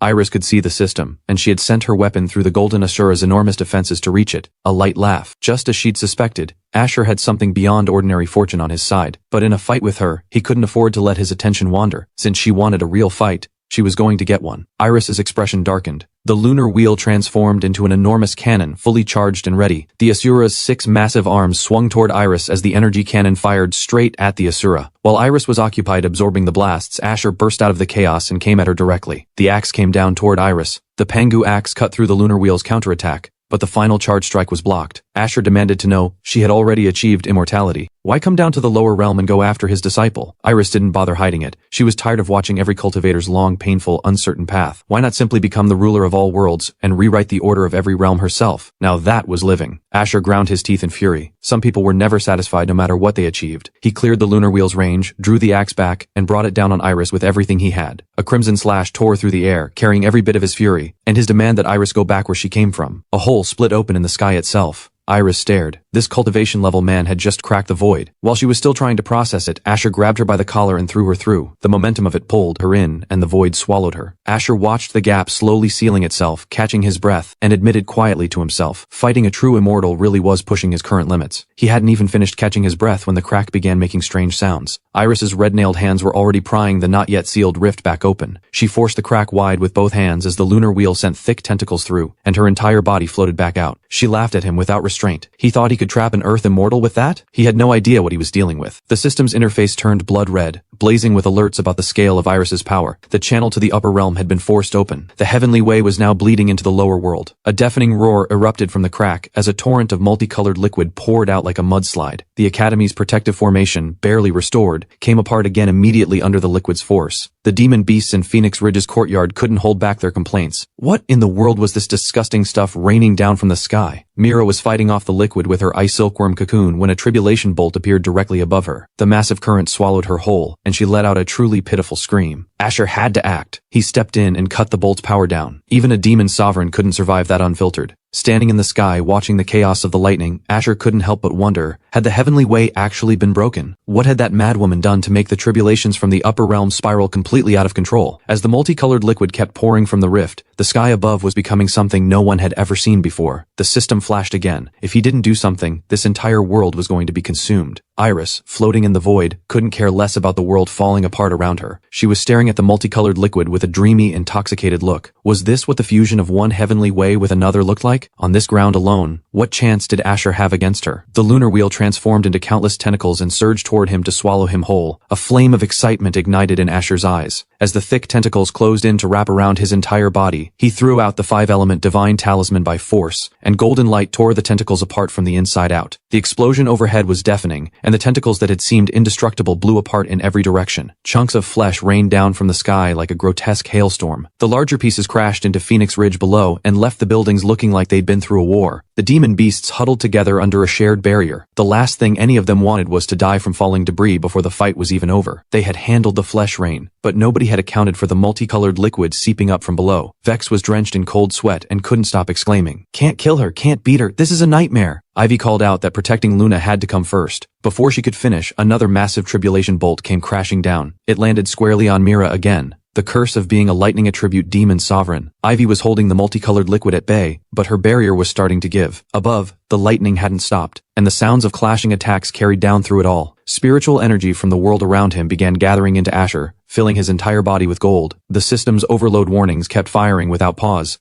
But Asher was drawing on the world's energy itself, and he was going to protect Phoenix Ridge with it. Golden arms raised the golden axe. To hell with the heavenly way and the immortal path. He shot back up toward the rift with a roar that sent a beam of golden light tearing through the air ahead of him. If he could split the sky open, he could seal it shut again. Every last thread of spiritual energy from Phoenix Ridge surged into his golden form, and the light blazed. He was going to close that rift. Iris looked genuinely surprised. How could anyone in a world this small hold this much power? Then something seemed to click for her. The weapon in Asher's hand, it was the Pengu axe, the ancient relic that had split heaven and earth at the beginning of all things. Iris smiled, that slow, dangerous smile of hers, as the rift sealed itself closed. Asher looked at the restored sky, and could only shake his head. Iris was out of her mind. Was this really what the immortal path turned people into? If so, it wasn't worth it. Better to stay human. He let the axe fade from his hand and let out a long, deep breath. Golden rain drifted softly down from the sky. The clear sky broke through what remained of the dark clouds. Vex looked up and said what everyone was thinking. Luna's golden core tribulation had been terrifying. Nothing like it had ever happened before, and nothing like it ever would again. Then a pained sound came from behind her. Luna's face was ashen as she collapsed against Ivy. The light in her eyes was fading. She managed to whisper that she wasn't going to make it. Ivy ran a frantic check on her condition. Everyone gathered around at once. Asher came down from the sky at full speed, took one look at Luna lying there barely conscious, and immediately demanded to know what had happened. Vex, with absolutely no filter, announced that Luna was dying and they should start making arrangements. Ivy smacked her on the head without missing a beat. Of all the things to say in a moment like this, Asher had Ivy bring Luna to him so he could take a proper look. A green healing talisman appeared and began steadying her faint pulse. What he found made his expression turn grave. The final tribulation bolt, the one that should have completed her breakthrough, had never reached her. Her body was incomplete. Ivy's face fell. Once a tribulation bolt dissipated, there was no calling it back. Then something came to Asher. If a cultivator with a lightning attribute had been touched by the tribulation bolt, the energy could still be transferred. Mira behind him was immediately up in arms, looking ready to search every corner of the world for a lightning attribute cultivator. But before she could finish, she noticed everyone staring at her. Even the very air around her seemed to shift. Mira felt a creeping unease at the look in everyone's eyes. She asked with growing alarm what they were planning. Then she screamed. Asher channeled the tribulation energy from Mira through to Luna, and in a flash of lightning the tribulation was complete. At her core, the golden core finally crystallized. All of it, Asher's effort, everyone's effort, had been worth it. Before long, Luna slowly opened her eyes. She looked up at Asher and Ivy watching her with quiet concern. She took her time feeling out the changes moving through her body now that she had broken through to the golden core stage. Asher watched her slowly recovering, and gave a quiet, satisfied nod. Good thing he had brought Mira back when he did. Without her, this breakthrough would have ended very differently. While everyone was quietly celebrating their survival, Mira was twitching beside them like every last drop of energy had been wrung out of her. Meanwhile, Iris, who had been so impossibly dominant just moments ago, had been thrown into the void by Asher, and was now tucked in some corner of the immortal realm, letting out bursts of unhinged laughter. The next time Luna broke through to a new stage, that would be when Asher died. The Academy quoted 50,000 spirit stones to repair the damaged buildings. That was daylight robbery. Asher thought about it and decided to dig out the humanoid mystery box the system had given him. Maybe it could help with rebuilding Phoenix Ridge somehow. Then the system's world mission alert went off. Asher was required to take on a new disciple within a set time limit. Asher was taken aback, but the system's tasks had never led him wrong before. He asked about the progress bar on the interface that kept shrinking. The system cheerfully informed him that was the prospective disciple's life points. Asher's voice jumped. She was almost dead? No time to think. He sent out a communication talisman and gathered his disciples. They were going to rescue their new junior sister. Near the damaged buildings, makeshift tents had been set up. Luna was tending to Mira, who was completely drained and could barely move. Asher's talisman came shooting in, the urgency written all over it. Luna's stomach dropped. Not again. The talisman told her to bring Mira and get to the main peak's transport gate immediately. Asher's voice came through at the gate, tense and urgent. They were heading out to save a dying junior sister. 1,000 miles from the academy, in the Lu household of Wuling City, a group of black-robed figures were gathered in secret. The guards around them had taken formation, every face tight with dread. But a handsome enough reward puts courage in anyone. After making their promises, the figures moved quickly toward the inner courtyard. They pushed open the inner gate and went inside. A tense voice came from one of the black robes. As long as they held out until the Alliance arrived, they could get through this. A soft, fragile voice came from the other. She wasn't going to run again and bring more trouble to the Lu family. Her own stubbornness had gotten everyone around her hunted. She asked her uncle to hand her over. The black robe fell back, to reveal a young woman whose face was hollow with exhaustion. Dara. The other figure was Lord Lu himself, and he told her sharply not to say something so foolish. He knew the truth. The broken engagement was only ever a pretext. What they really wanted was complete control over everything the Naran family held. Dara's voice cracked. If she hadn't been so stubborn, her parents would still be alive. Lord Lu watched her sinking and quickly reassured her. Once the alliance arrived, the danger would pass. Their survival was the greatest threat they could pose to their enemies. She had to hold on and not do anything reckless. Then a sneering voice cut through the air. Did Lord Lu really think so little of Crimson Blade Palace? They held up bloodied heads and looked down at the two of them with contempt. Every disciple sent to call for help had already been killed. Lord Lu's composure broke completely. He wept, mourning the young lives cut down so brutally. He called out to the figures on the roof. Surely Soren, who had lost face over the broken engagement, had satisfied his anger by now. He never finished the sentence. A Crimson Blade disciple was already in front of him with a scythe raised at his throat. Wounds opened across his face. As he felt his life leaving him, he screamed at Dara to run. Then blood sprayed in every direction and his body burst apart as though something inside him had detonated. Asher was already tearing through the sky in his spirit craft, heading straight for where Dara was. Luna caught Mira sneaking bites of the gift Asher had prepared for the new junior sister, and immediately grabbed her by the throat and told her to spit it out. Asher listened to the chaos behind him with a tired sigh, and pulled up Dara's profile in the system. What he read caught him completely off guard. The disciple he was going to take in, her broken engagement had sent Soren into a spiral that made him stronger. He had gone on to join Crimson Blade Palace, and sworn to slaughter every last person connected to the Naren family to wipe away his humiliation. Asher stroked his chin thoughtfully. This whole story felt strangely familiar somehow. Then the system blared. Dara was about to die. He needed to go faster. Asher shouted back at them to hold on tight. They were accelerating. He slammed the spirit craft into supersonic. The safety system activated immediately, binding straps shooting out toward the panicked Luna and Mira.